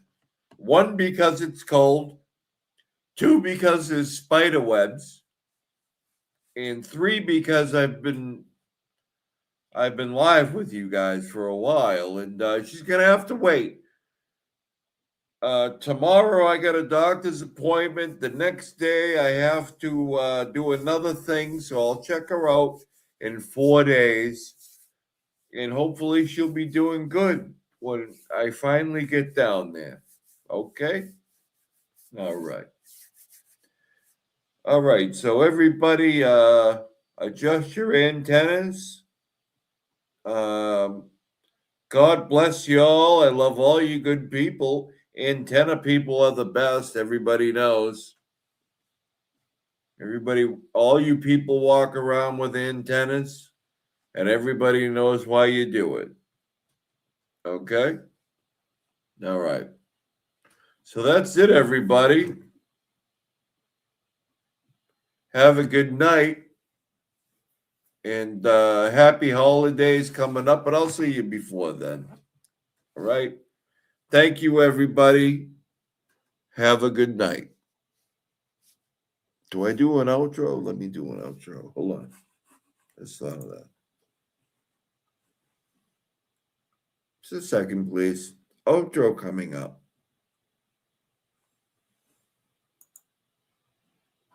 Outro coming up. It's going to take a minute.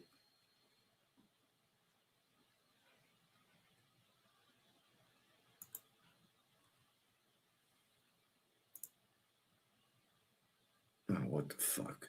Oh, all right, hold on. I got to get rid of one of them.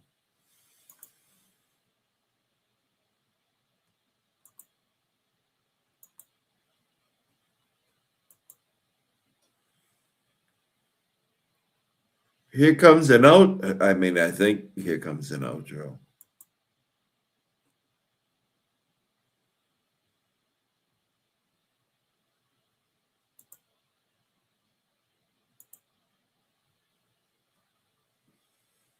Good night, everybody. Yeah. Chess and the Timmons. Yo. I'm the man in charge, triple dip justice, my reach is large, indicting T-Rex arms, yeah they on display, short reach, big mess on a public way, yo. Adjust your antennas, tune in tight, Cossy rules the bench, I'm the law tonight, be so high, they touch the sky, the joke ain't over, just watch me fly, adjust your antennas, tune in tight, Cossy rules the bench, I'm the law tonight, be so high, they touch the sky, the joke ain't over, just watch me fly, yeah. Advanced years, wisdom stacked, try me once, no turning back. James Jackson ordered, case dismissed. Cossy cheek strikes, you won't resist. Order in the court, the rhythm pounds. Justice echoes, breaking bounds. Prosecutor by day, mic in hand by night. Adjust your antennas, I'm the signal, alright. Antennas, tune in tight. Cossy rules the bench, I'm the law tonight.